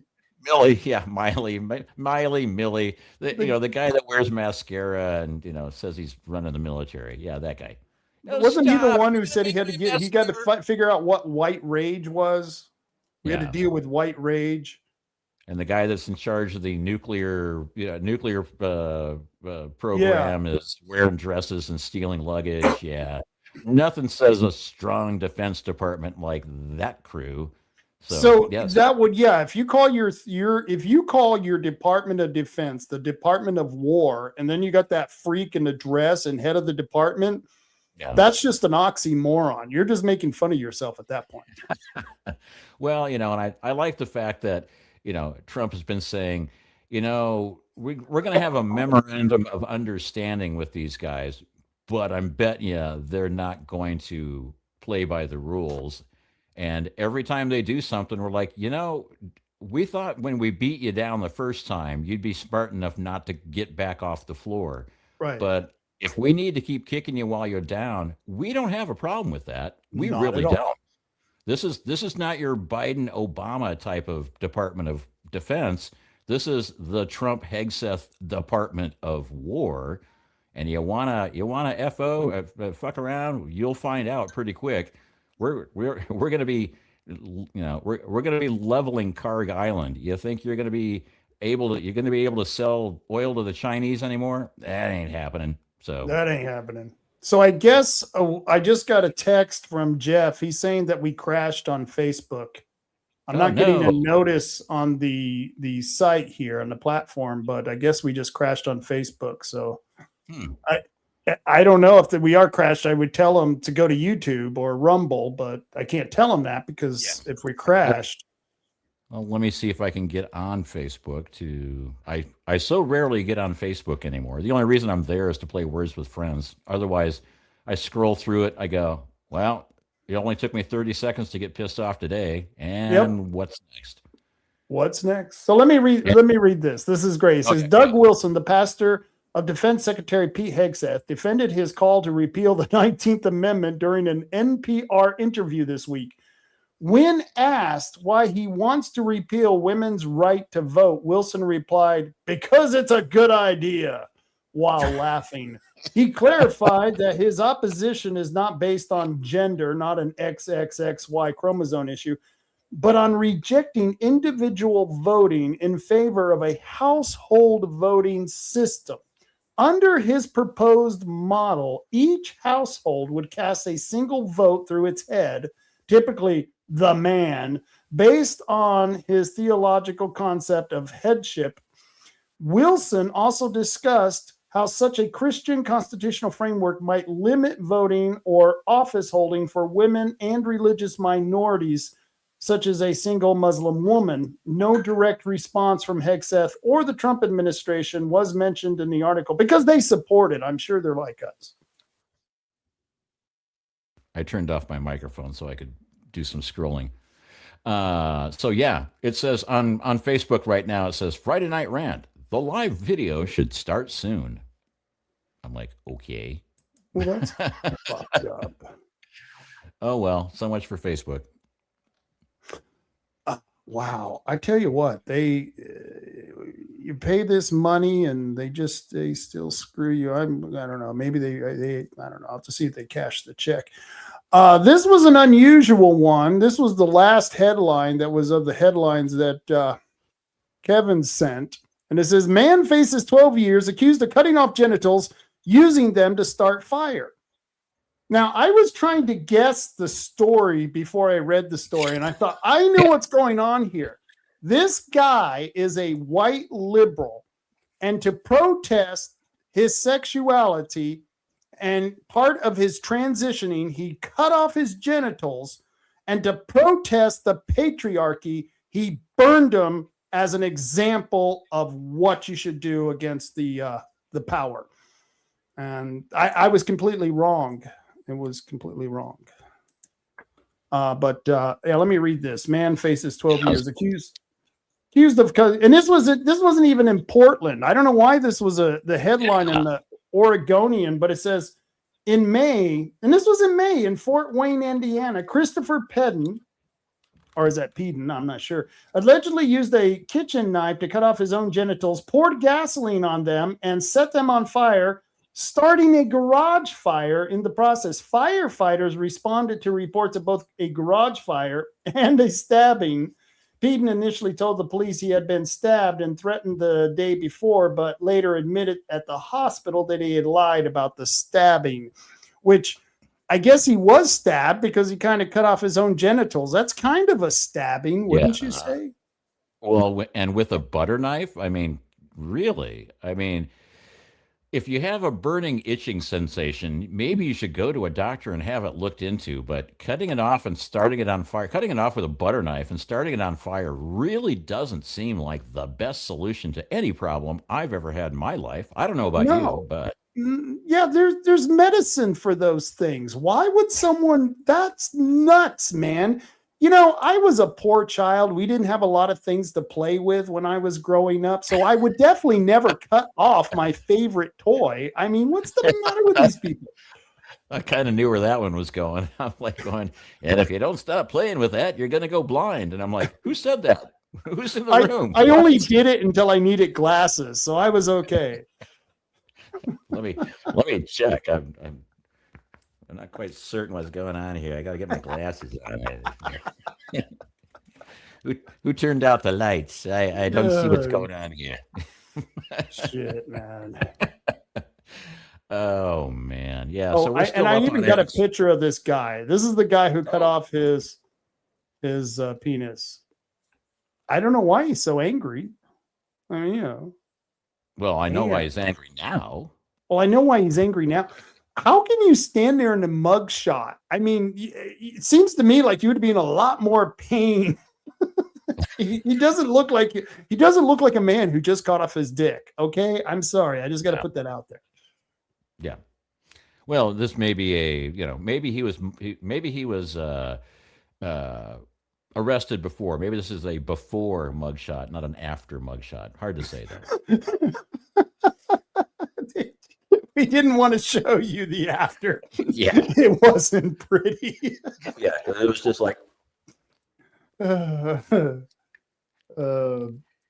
All right, so I got a couple of videos here because I like I said, I kind of had to throw tonight's show together. Stock I photo. see. That's just your average photo of mugshot. That's maybe not actually be him for all we know. Yeah. I just threw that up there. I mean, that may be some guy. Allegedly, I should. Allegedly, yeah. I should have put a picture of Sal up there. That would have been funny. Okay, so I'm going to play this video, and this video I saw on X, and it's about a guy who received subsidies from the state of California for his housing first. In other words, instead of getting his drug problem cleaned up, instead of helping him mentally, they gave him an apartment for free. Well, it didn't turn out so well, and I want to show you what happened. So we saw you online. Yeah.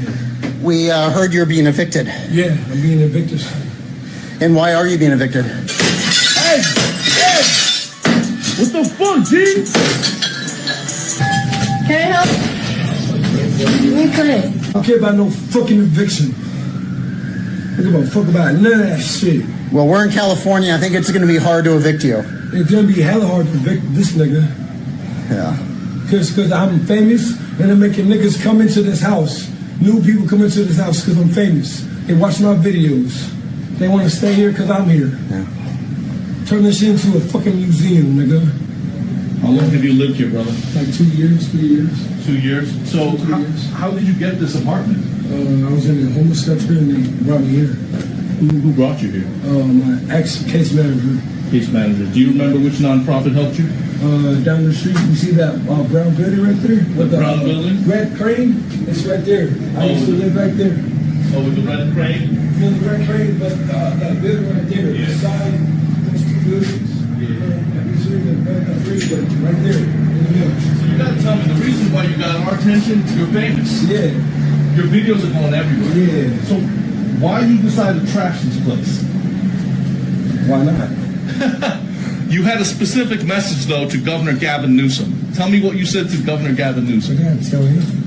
You said you ain't leaving. You said it's going to be impossible to evict you. Yeah, impossible. Wow. Pay me $1 million to leave. Then I'll leave. I'll leave to Vegas. How do you support yourself each day, Ed God? My homies. Good Pete, you got good friends. Him, you, and everyone outside. Yeah. Typical shit. At fucking 333 from Velvet, Bacardi Zombies. And there you go. That's what happens when you give them a free apartment. Nothing to see here, folks. Yeah, I thought it was funny. I read a story that Robert De Niro gave his apartment in New York City, or one of his apartments in New York City, to somebody because he was homeless and he was downtrodden and oppressed and blah blah blah. And you checked in on him a couple months later. The place had been completely gutted. Every single thing had been removed, including most of the wiring and the plumbing. I'm like, so. But yeah, and that story I have heard from so many people who have tried to help out these street criminals, and they think that they're downtrodden. And this is the story, Marty. And I saw this today on it was a couple days ago, actually. I saw it where someone was trying to make the argument that homelessness is causing this drug use.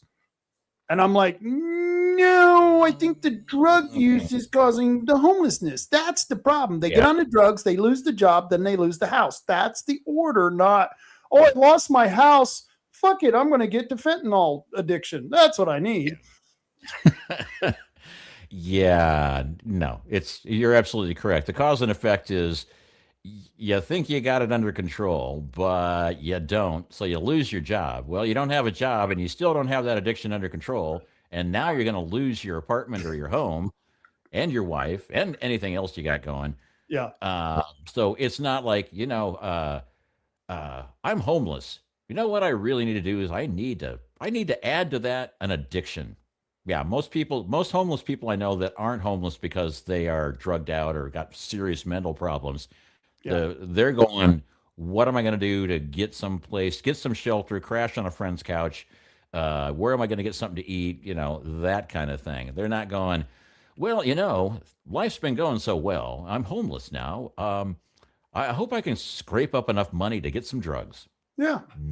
No. That crack, that would be a good idea to try some of that crack. I mean, I've got no home now, so I think I'll give it a try. Yeah. And then, and make sure, and this is words to live by, light the wick, not the dick. I mean, light that crack pipe, but don't light that other pipe. You only make that mistake once because you won't get a chance to make it a second time. Yeah. If you have a burning sensation, check if it's an STD or if you actually did light your dick on fire, because chances are not a good idea. The sad part is it was as small as a wick and nobody saw it. It was very sad. It was very pathetic. Maybe that's he saw his dick, thought it was a wick, and he needed a light. And, well, this candle, it doesn't work right. What's going on here? There's something wrong with my candle. There's something wrong with my candle. I'm burning it at both ends. Yeah, but and then so I kind of wonder that the egg god. Yeah, I wonder if that's performance art. I wonder if that guy is actually who he says he is. Right. Because a lot of that looks just a little too contrived for. It did. It did look contrived, but the thing is that I could see it being real too. Oh yeah. No, I definitely know a lot of people that scam the system. I mean, when I lived in an apartment complex in Los Angeles, you have to set aside X amount of apartments for Section 8 housing, meaning these people have to be below the poverty line, have to show that they really don't have any other place to live, and their rent's going to be like a nickel a month or whatever it is. The people that were living in Section 8 housing were driving Mercedes-Benz and owned a bakery down the street. And I'm like going, I went to the manager. I'm like, don't you think you ought to do something about that? And he's going, there's actually absolutely nothing we can do about it. Not legally. Yeah. And that's it's like, okay. And it's like, and all the people, all the people that are grifters and all the people that are scam artists and all the people that are, and most of them are quote unquote elected. I mean, how many billions of dollars does Newsom been cycling through his wife's NGOs? They have no morals. They have no ethics. They get a lot of money for being immoral and unethical. And here we are just fighting along, trying to do the right thing. And we're constantly getting our wicks lit. But that's socialism. The whole ideology is based on taking other people's stuff. Yeah. Go ahead. I mean, it's just crazy that what they want. And so here is another video, and I wasn't sure I was going to play this because I was watching Greg Gutfeld before this, and he played this same video. So I was like, damn. I'm not going to be outdoing Greg Gutfeld. But it was such a good video. I think people should learn from this. This is very interesting. And, we have a unique responsibility to act from the heart of empire, the belly of the beast. The most important thing that we can do is take that empire down from within. Our role ultimately is to facilitate our own empire's failure in ways that we can, ultimately to overthrow our own empire. U.S. imperialism is not a thing that can be reformed away. It has to be overthrown through revolutionary struggle. And to build a mass movement that can use the leverage of workers to hit the kill switch on American imperialism here within the American empire. We got to stop that American imperialism. We got to stop it. It's going to kill us if we don't. And so we got to destroy our own empire. Duh, you destroy your own country and turn it into a shithole. And that will make it all better and stop the imperialists. And I won't be able to get matter with these people. I won't be able to get my mocha frappuccino pumpkin spice latte if I overthrow the empire. The empire strikes back. Every single one of those people speaking, I was like, that's just horrible, because none of them sounded like, they all sounded like they're living in their mom's basement, or somebody is paying for them to do this, because who in their right mind? I mean, the DSA, the Democrat Socialists of America, are actually a thing, and they are trying to destroy our country from the inside. But it's like, these are their spokespeople. Yeah. Who is going to go? That was a really rousing speech. I'm really going to follow these people because they inspire me. They really make me want confidence now. They make me want to talk with my tongue partly out all the time and have like kind of a lisp going on. Oh, stop it! You're just making fun. Suffer and succotash. Heaven's the Murgatroyd. I love that. Don't stereotype us. Okay, you already did it yourselves. You already stereotyped yourselves. Yeah, you don't want to be stereotyped. Stop doing that. There you go. And this is the Democrat Socialist, or as I like to call them, the Socialist Democrats, which they've always been socialists. They're just now coming out to it. I look at this and it reminds me of, I've been watching the trial, the Charlie Kirk assassin and his boyfriend, the furry guy, the furry lover. His name is Lance Twiggs. And he did a deposition where he spoke on camera. And the whole time when I saw this video, all I could see is this is his friends. You know what I mean? They're all sitting there. We should kill Charlie Kirk. It's Charlie Kirk's. He's spreading that imperialism and talking about us, I could see them sitting around talking about this shit. Yeah. When I was reading up on this, and it was like, and he confessed to Twigs. And I'm like, I didn't realize Twigs was the name of his boyfriend, furry, whatever. Yeah. And I was like, so he's confessing to trees? What is he doing here? And then somebody said, no, Twigs is the boyfriend that, when he shot Charlie Kirk, and then he went back to Twigs and said, I feel bad because I've done a bad thing. And then, then he left a note on Twigs' laptop and went to turn himself in. And but the whole time I just didn't get the context of Twigs. And I'm like, so yeah, he's a nut job for murdering somebody, but now he's a nut job double, and he's working on an insanity defense by saying, I was talking to Twigs the other day, and I wrote him a note, and I said I really felt bad. And are the Twigs in the room with you now? Yeah, but the guy is, he's kind of a victim of circumstance. I don't think he was really in on this. You know what I mean? I don't think he was part of, because his name is Lance Twiggs. I don't think anyone could convince him to hurt anyone. He dresses like a teddy bear to have sex. Okay. And here's the thing. He for a living, he installs bathroom renovations, you see those commercials, install in one day a new bathroom. Okay, so you're sitting there, you're waiting for your bathroom renovation guy to show up, and all of a sudden Lance Twiggs Aren't you the furry lover of that guy who killed Charlie Kirk? No, that wasn't me. That was another Lance Twiggs. Lance Well, why Twiggs. do you got a teddy bear costume on? I don't understand. Yeah. Look at the phone book. There's got to be at least a dozen Lance Twiggs out there. I'm not that guy. And then all I could think of was, and once again, I'm aging myself again. There used to be a show. It was a live action show with chimpanzees, and it was called Lance Link, Secret Chimp. Oh, yeah. And it was Lance Link, Secret Chimp, dun, dun, dun, dun, dun. And I'm like so when you said Lance Twiggs, all I could think was Lance Link, Secret Chimp, dun, dun, dun, dun. Maybe that's what screwed him up. He watched that show. Yeah, but he dresses up like a furry, so maybe he is Lance Link, Secret Maybe Chimp. he is. Wow. We'll have to, But his life is ruined now. He's not going to be able to go anywhere because everyone's going to say, hey, there's that Lance. He's going to have to change his name to Lance Shrubbery. Yes. Bring us a shrubbery. Yeah, but I mean, you say, oh, his life is ruined now. And I'm like going, well, it really didn't have that far to go. It sounds like. Yeah, that's the pathetic thing. You install bathroom showers and you dress as a teddy bear to get off having sex. Yeah, your life has gone. Yeah, I don't know. Yeah. I mean, that's setting the bar pretty low, but I mean, and now it's even worse. And I'm not putting down people who install bathroom. That's a legitimate job. I don't want anyone to think I'm insulting. I'm just saying that this guy, if he's doing this, wow, that's because you're not going to be able to could you imagine your fellow workers?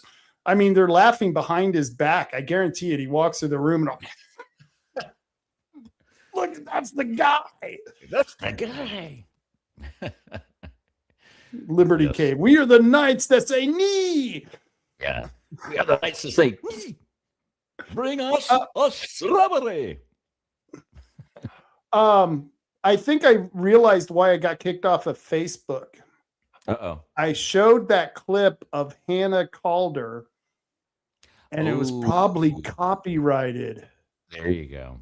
Oh, man. But it was worth it. It was Raquel Welch. I will get kicked off of Facebook to put Raquel Welch on anything. I'm sorry. I'll stand behind that. I stand behind my Raquel Welch video display. I do that. There you go. I too will stand behind you because I'm not going to stand in front of you when you're talking about Raquel Welch because it just seems like a bad idea. But to completely change the subject, hey, I got something for you. Okay. Trump just ended the United States Election Assistance Commission, the EAC. He didn't get rid of the commission. He just got rid of everybody that worked on it. I saw that. Yeah. And it's like, well, and is this kind of the precursor to ending vote by mail? Well, he fired all 3 remaining commissioners this week, leaving the board with 0 members. The EAC is an obscure little agency that sets voting machine standards and controls the federal mail voter registration form. So here's the real story behind it. For over a year, Trump has pushed 2 basic reforms through the commission: proof of citizenship to register and rules requiring USPS to stop blindly mailing ballots to anyone without verifying they are eligible for mail voting. The old board slow-walked both. So he cleared them out. Replacements need Senate confirmation, which is it's not a hostile takeover. It is the president using his power of the Supreme Court that just gave him with the slaughter rule that says he can fire whoever the hell he wants.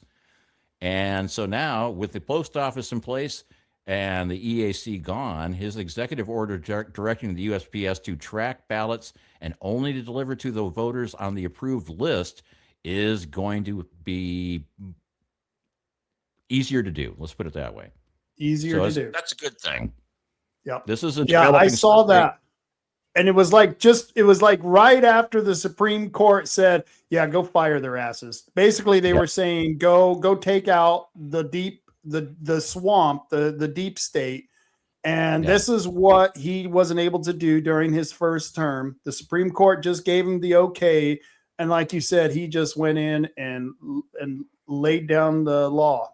You know, he was the hatchet man. Took him out. Yeah, That must be fun.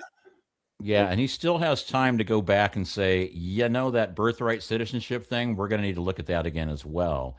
But He's the going to, slaughter from what I rule, understand. and I like the name of it, it's the slaughter rule. He's been basically slaughtering all these unelected bureaucrats that have been saying, well, I don't like Trump, therefore I'm not going to do what he tells us to do. And he's like, well, I got a remedy for that. You're out of here. Or as he used to say on his show, you're fired.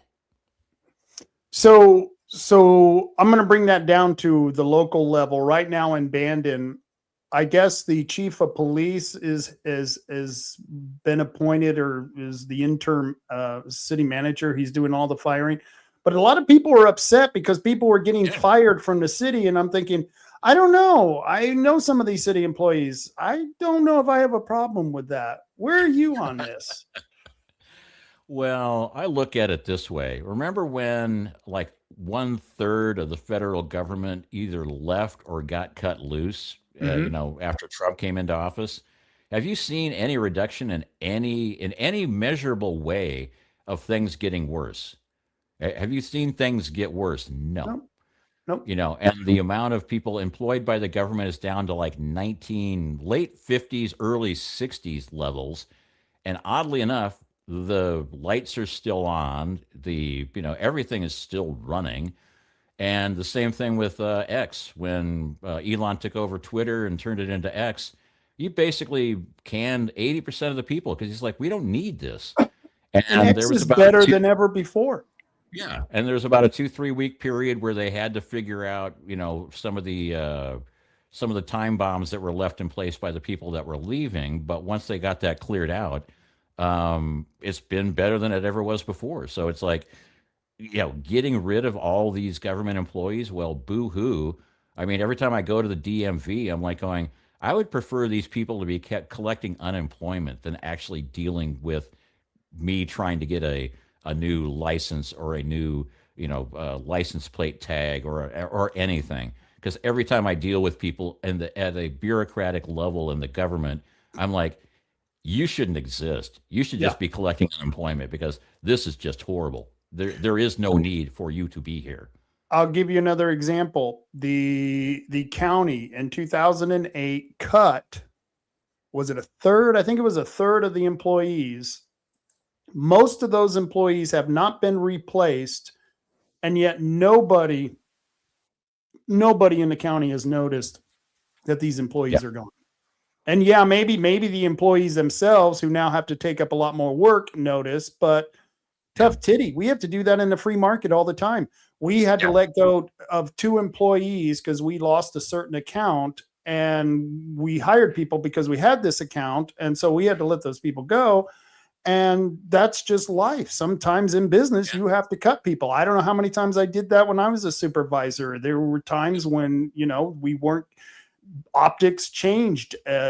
Things, when the 1 hour businesses came in, it really killed the wholesale industry. I had to fire dozens of people in the crew because we just didn't have the work.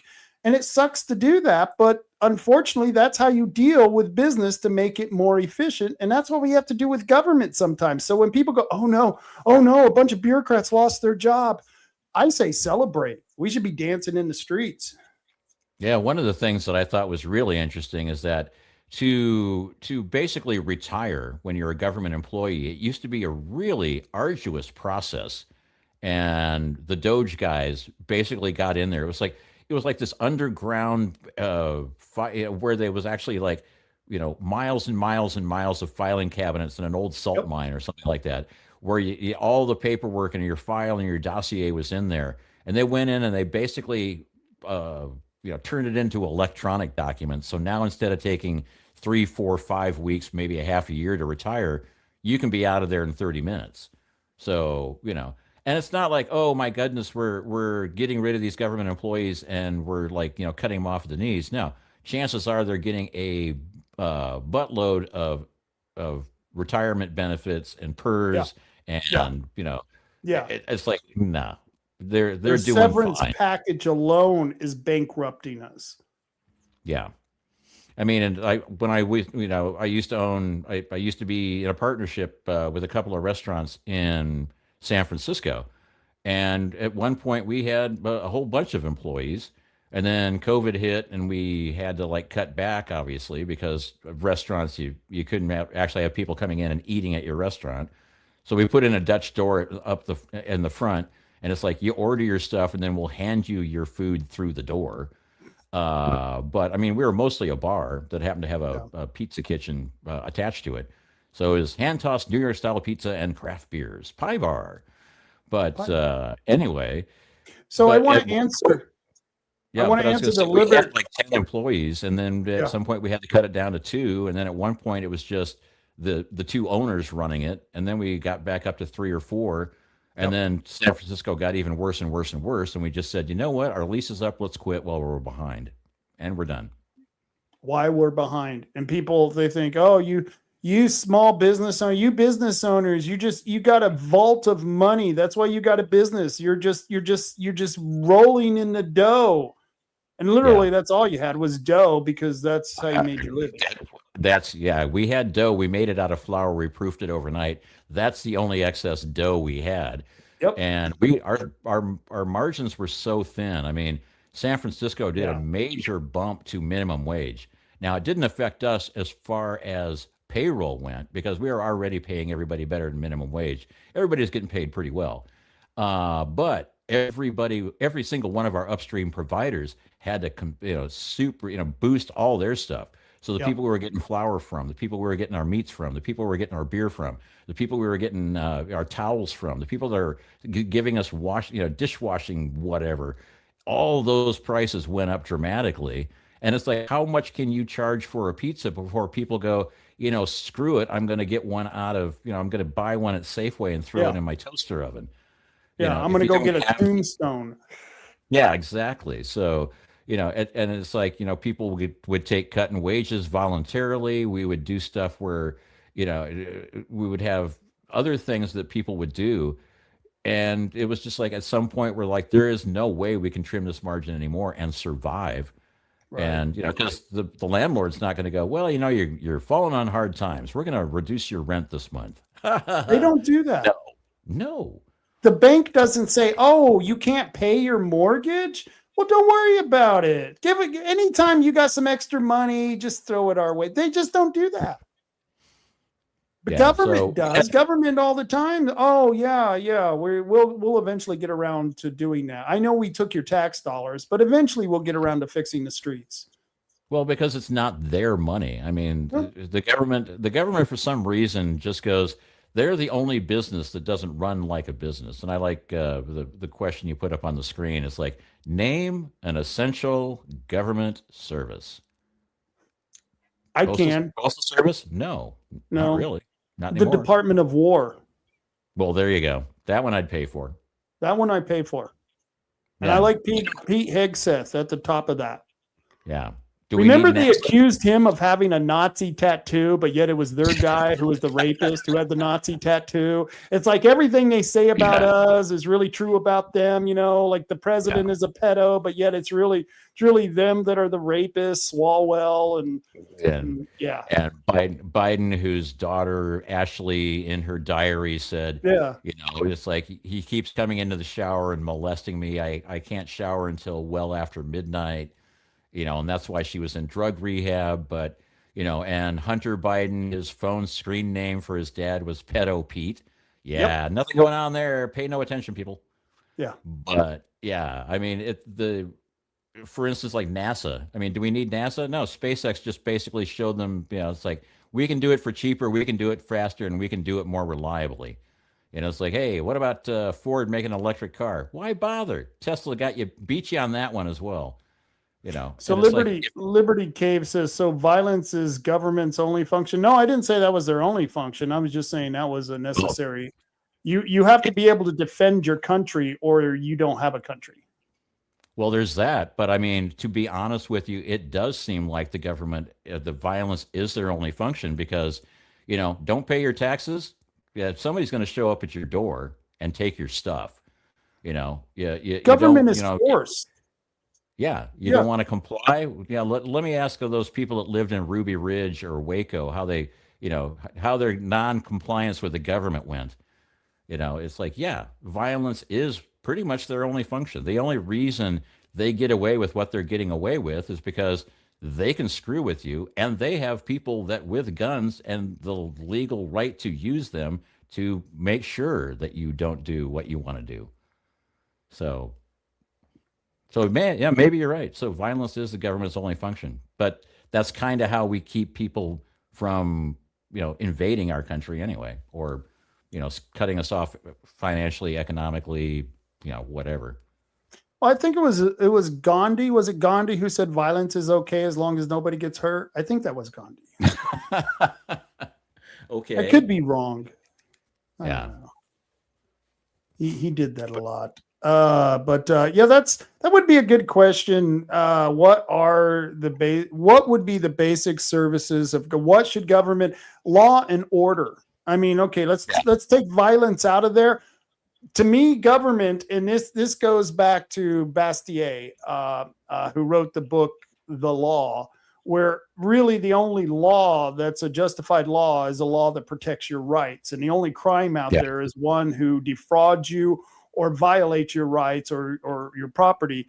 And those are the only true crimes. And so we need a justice system that actually protects us collectively, because that's the bargain we have. And that's part of the collective action of government. So it's there are a lot of things that government has to do because we have to have our rights protected. But I would agree with Hezekiah, he says, abolish the ATF.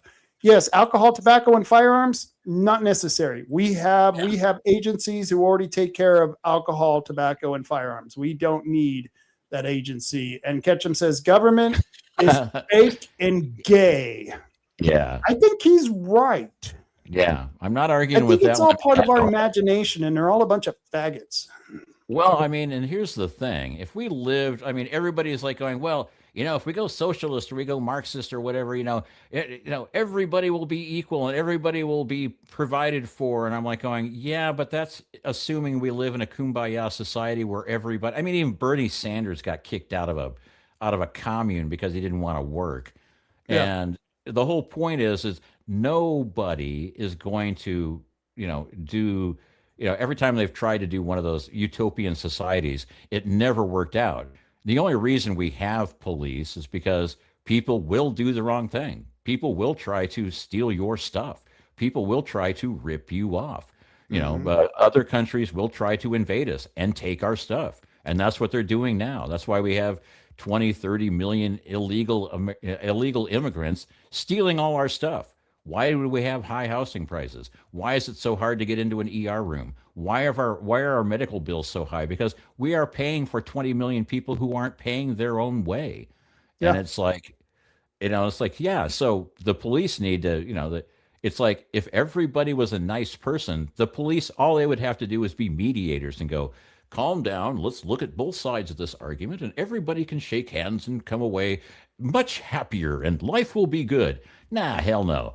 Now they're in there to make sure that, crooks and criminals and stabbers and rapists and are met with the kind of force necessary to stop them from doing that. That's why when they want to get rid of police officers, armed police officers, and put in therapists or social workers, and I forget that video in New York where they sent in a social worker and that lady stabbed the social worker and the cop had to shoot the lady who stabbed the social worker, of course. And so that's the kind of things that goes on. But Liberty Cave, he is a former law enforcement officer. He's over in Roseburg. I won't say his name. I know who he is over there. But violence was my stock in trade. And very true. Very true. If we are a socialist country already, I would agree with that. Yeah. No, socialist security. I hear Republicans all the time argue in favor of socialist security because I paid into the system. And it's like I feel like I'm the bad guy when I have to break the news to them. It's not a money vault. It's not there. At any time, it can all go belly up. And your money, it's not there. Yeah. This is not where you were putting money into Social Security and they were putting it in a safe place so that when you got to a certain age and started taking money out, they would just go dip into your little personal savings space. Right. And no, none of the above. It's a Ponzi scheme, and it's always been a Ponzi scheme predicated on the fact that, like, Bernie Madoff got arrested for running a Ponzi scheme. And Ponzi scheme is named after a guy called, oddly enough, Ponzi. And the whole idea was that you would invest in his scheme, and he says, you know what, you can't lose, and you are going to make like 10, 15% all the time. And then you would constantly be making 10, 15%. And you'd be like going, oh my God, I got to tell everybody about this great investment. This guy's got a system that's going to work. And he would bring in more people, and they would bring in more people. And the whole idea is predicated on the fact that you have to bring in more people to pay for all the people that started earlier. It's a pyramid scheme. It's a Ponzi scheme. And so what happens is eventually you run out of people to feed into the system, and then it'll all collapse. Well, Social Security was predicated on the fact that the population is going to continuously grow and continuously have people that are going to be working at a certain income level that they will be paying into until they are 65. Well, our population is declining, and the number of people working and contributing are declining. So the Ponzi scheme is about to collapse anyway. And so, but that's the whole thing. I mean, they go, oh, they're going to steal from your Social Security. Well, they've done that already because Social Security used to be a separate system. It's no longer a separate system. It's been, sucked into basically the general fund anyway. So, and from what I heard, they're going to change the name of it and label it a benefit anyway. Didn't you hear that? They were going to change and put benefit on the term of Social Security benefits. Yeah, and I was like, they say, well, wait till you're 72 to start withdrawing. And I'm like, you think I'm going to make it to 72? 72? That's 7 years from now. Are you kidding me? I'm lucky. I'm lucky if I can make it the next week. We just told them about all the partying we did in the 80s. Really, come on. Our organs can't last much longer. I got to get in on the grift while it's going, okay? Yeah. Had I known I was going to live this long, I would have taken much better care of myself. Let's just put it that way. Yeah. And then, but the thing is, Liberty Marty, Cave said he doesn't hide his name, but he said his name is Liberty Cave. So Liberty Cave. Well, I know it's a typo, but I know it's a typo, but I love it. I love the fact he's that sounds like a gay bar in San Francisco. Liberty Cave. Hey, I was Rick, I didn't want to use your name, so thank you for putting your name up there. You didn't have to do that, but thank you. Rick's a cool guy. He voluntarily put his name out there, but the typo makes it even worse, where it's like, I was hanging out with Bathhouse Barry down at Liberty Cave the other night. Bathhouse Barry. It's like, whoa, okay. A little too much information there, Rick. Come on. Well, at least he's clean. At least he's clean, I guess. He's a clean old man. Jeffrey says mostly they clean up after a crime.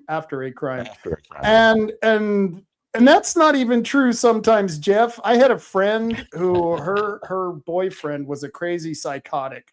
And she calls me one night. The police were in a standoff with her boyfriend. And he had shot himself in the chest with a .45. And it didn't even kill him. Wow. So he shot himself in the head, blew his brains all over her wall in her apartment. And the cops came in and they take the body away, but they leave everything else. And they had tear gassed her apartment right before he had shot himself.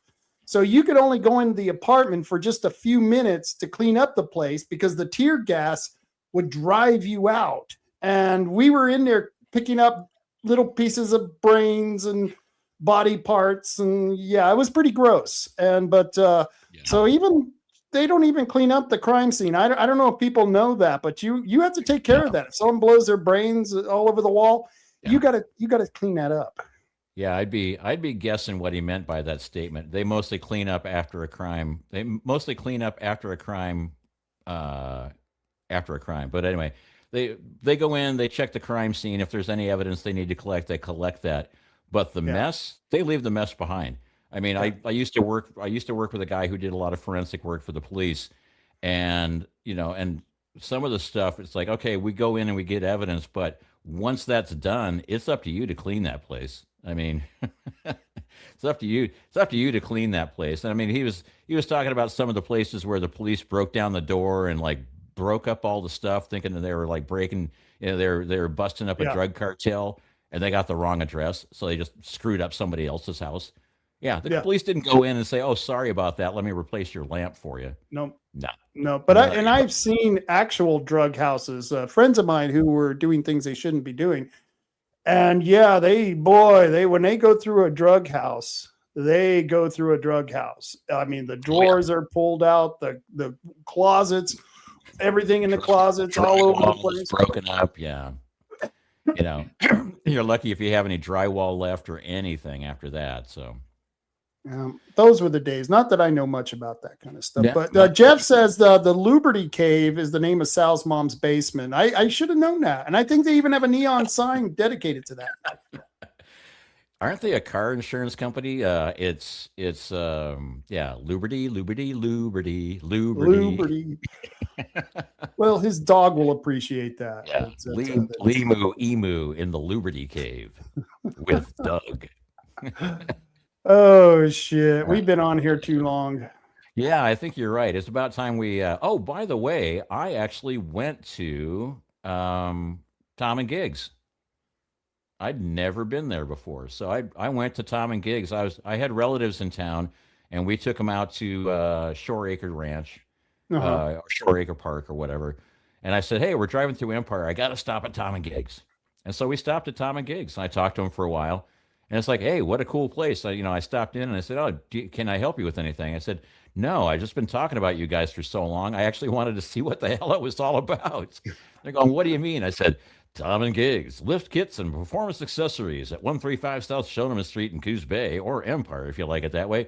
541-888-4660. Expert installation, quality products. Your ride is worth it. If you want to get your car looked at, or maybe get it checked up before your next road trip, go to Tom and Gigs." But not only do they do real cars and do they do lift kits and performance accessories, but they have a whole line of RC products. RC cars, RC trucks, RC pickups, RC helicopters, RC planes, and, well, that's about all the RC things I can think of. Oh, they probably have drones too.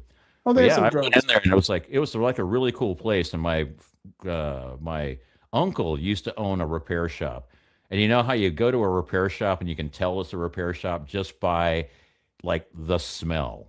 Mm-hmm. And I walked in and I'm going, now this is an authentic repair shop. It's like, it's not a big smell. It's just one of those, like, this is where people work on fixing automobiles. It has that feel. It has that smell. And it's just like, it's like, and it was good to talk to him. I was like, "Hey, good to talk to you." They're good people. So, they're good people. There's our Tom and Gigs ad for today. I got a story to go with that. My dad was in automotives for quite a while. And in fact, do you remember when JCPenney used to have the automotive center? Oh yeah. Mm-hmm. Okay. So most people don't remember that because it was almost like 30 years ago. And so they had auto centers, and he went around the country. We moved all over the place, opening up these auto centers. And like you said, there's a distinct smell from a real place where they work on cars. You know what I mean? They're an automotive shop. There's a real smell to it. And the tires in the back, because they sold tires mostly. And as kids, we would play in the tires. We would crawl through the tires and stuff, and we'd come out and we'd be all black and stuff. And it was definitely it's the smell is one of those senses where you go in and it just brings back those memories right away. Every time I go to Tom and Gigs, I remember being a kid hanging out at the auto center. Yeah, I mean, same here. I mean, it's like walked in there because and even in small town Iowa, it was like, the place that we'd get gas also had a 2-bay car repair place. And we'd go in there and hang out and watch them change tires and take tires off the rims. And they used to wash their rags and, had like one of those manglers. You know, it's like the, Yeah. the two rollers that you'd put the chamois through, and it'd You be even like, knew the name, the Mangler. the mangler, yeah. But it's just like I walked in there and I go, okay, this is legit. This, I've now flashed back to my preteen days, hanging out at the uncle's repair shop. And I had friends who they worked at gas stations, at auto shops, and we would on Friday and Saturday night. That's where we'd be hanging out because it was a little town, and that's where the kids cruised and stuff. And so it's learned a lot in the gas stations. But let's go back to this guy. Yeah, there we go. Hey, it's 3H Tree Service. If you have a tree removed, if you want a tree removed, if you want some tree trimming, you need a lot cleared, well, you can get a free estimate. These guys are really good at what they do. And did you know that 3H is the only tree specialist in Coos County that has an arborist license from the Oregon Landscape Contractors Board? Well, if you didn't know before, you do now. They strive to stay current and in the industry standards to provide better service to their clients. Call them today, 3H Tree Service, 541-294-1800. That's 541-294-1800, 3H Tree Service. You know, if you got a tree you don't like, these guys will take care of it for you. You know what I mean? You know what I mean? And of course, Herbal Choices. It's premium cannabis for coastal Oregon. Discover quality, shop responsibly, experience the difference. I feel like we should have like the sound of the surf in the background. Mm-hmm. Maybe we should. Maybe a wind chime or something. But anyway, theherbalchoices.com is the website. You got to be 21 years or older and have an ID to go into the store. Herbal Choices. It's premium cannabis. It's gummies. It's chewables. It's a fun way to spend your day. They have 5 convenient locations. They've got Coos Bay, North Bend, Reedsport, Charleston, and Bandon. I think I got those right. I think you did. And remember, folks, it is a drug, so do not drive while under the influence of marijuana. Do not operate heavy machinery, or maybe not so heavy machinery while under the influence. And don't give it to children, because that would make you a real dick, okay? So don't be a dick and give drugs to children, or we might hunt you down in the middle of the night and beat you to death just in moral purposes alone. You know, I like those subtle messages. It's like, yeah, don't drink and drive, don't smoke pot and drive, don't do any heavy machinery or light machinery, and don't give drugs to kids. And the subtle message is, if you do, we'll hunt you down and kill you in the middle of the night because you're a dick. You're a dick. Don't be a dick. I like that. Yeah, don't be a dick. And then, so he just wanted to clarify. He said police react after a crime. He's not necessarily protecting from a crime. And it's like he's pro Leo. He didn't want to come off as like, hey, the police don't do squat. No, right. I understood what he was trying to say. And then I was trying to explain it. I tried to explain it, and it made it, I was like, well, that didn't work either. So mine didn't either. It made it much worse. So sometimes I think I should just shut the fuck up. Well, and I think that brings us to the end of the show. I think no, hold on. I got one more thing. Okay. So I'd been watching Rob from Base and Tackle. Oh, okay. And he had given us that meme about don't be a cuck.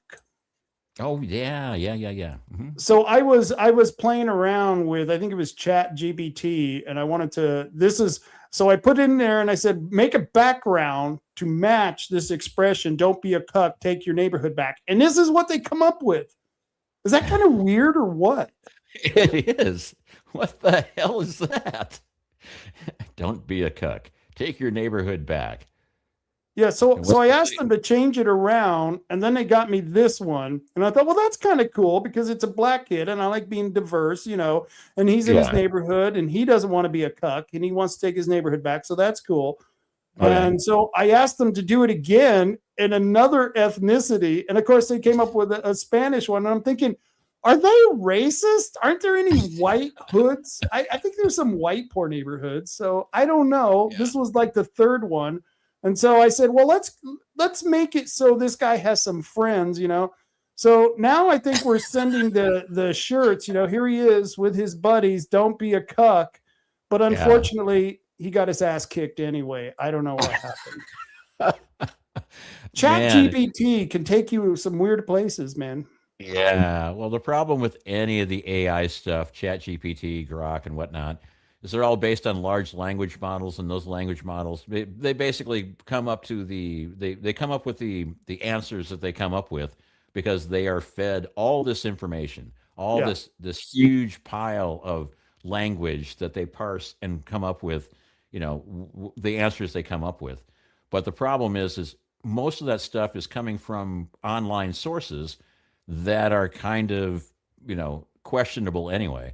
So if you took all the articles from CNN, CNBC, NBC, ABC, Facebook, Reddit and whatnot, and you put them all together, do you think there'd be a bias there? Do you think it would be like, so you got to take that into account when you ask AI questions. I got in an argument with Grok, and it's stupid to get in an argument with an AI, but I'm like, I do it too. I know what you're talking about.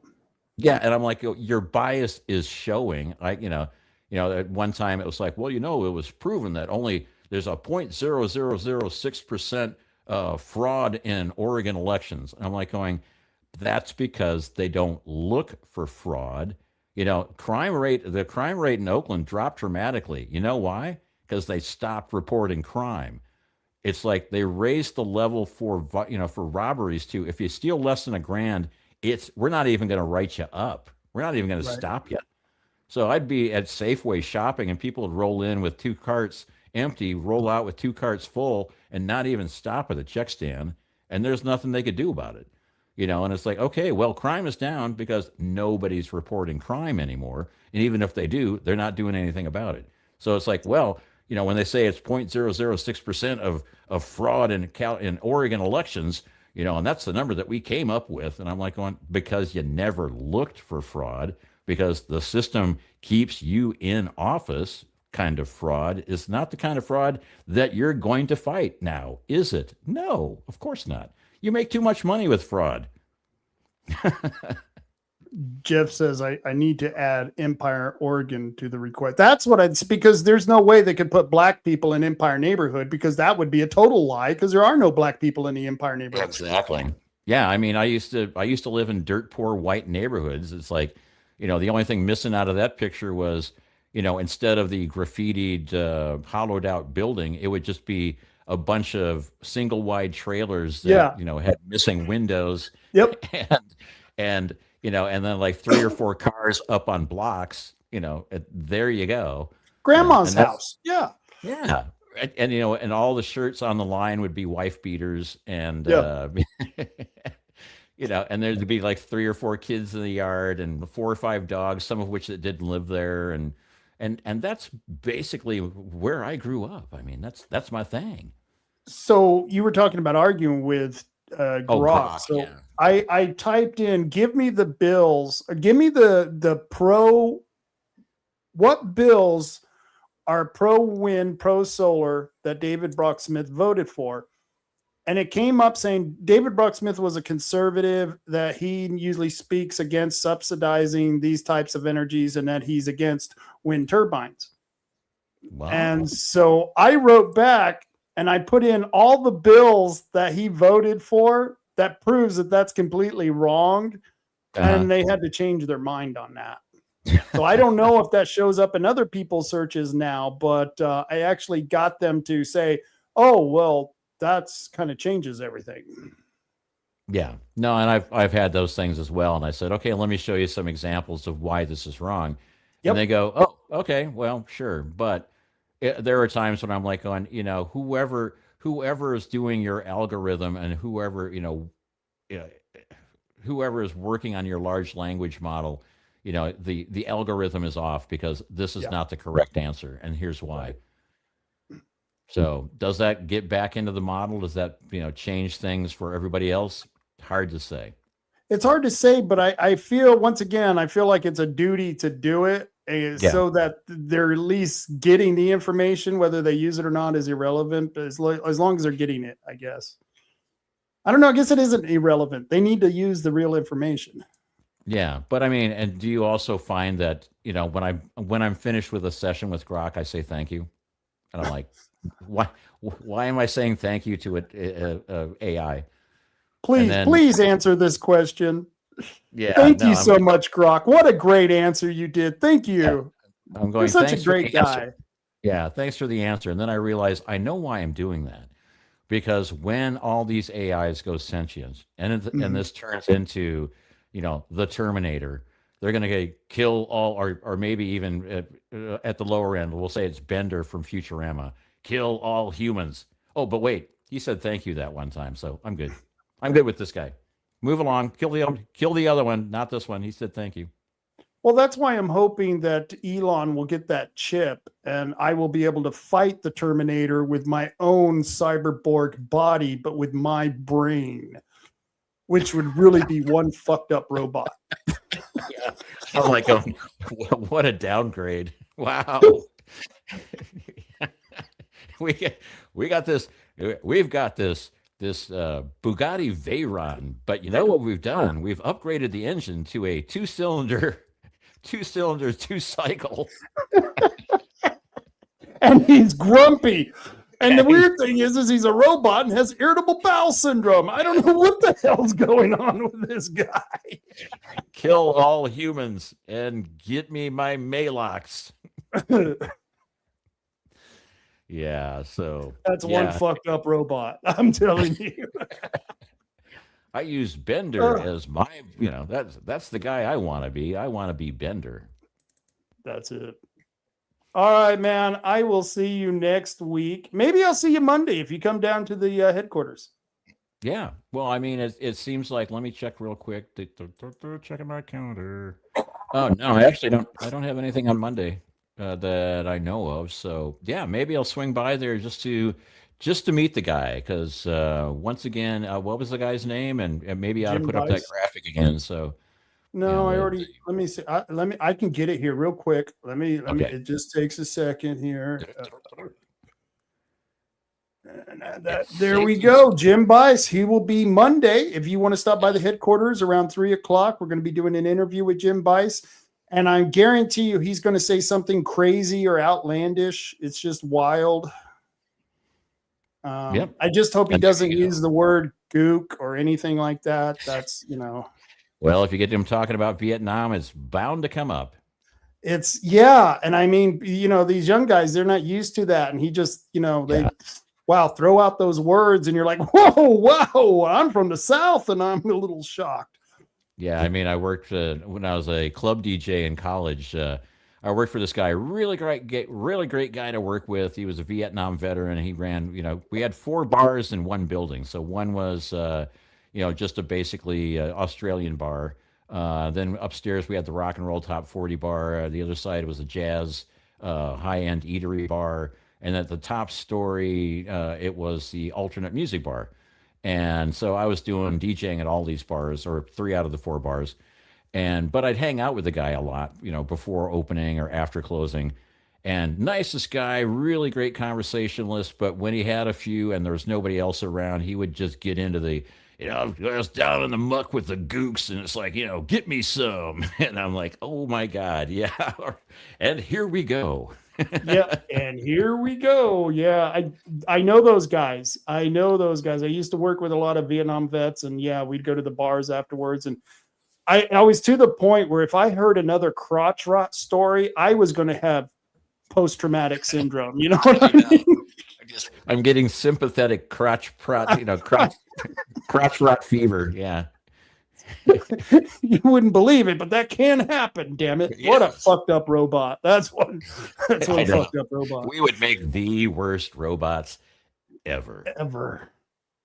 Very cool. Well, good to see you. Hope to see you on Monday. Have a nice weekend, everybody that tuned in, except for you people on Facebook, because I guess we violated some Facebook policy and got kicked off. But to all of you on Rumble, to all of you on YouTube, to all of you on X, there's an X. To all of you on X, thank you so much for joining the show. Make sure you watch Rob on Monday at 3 because Jim Bice will be there.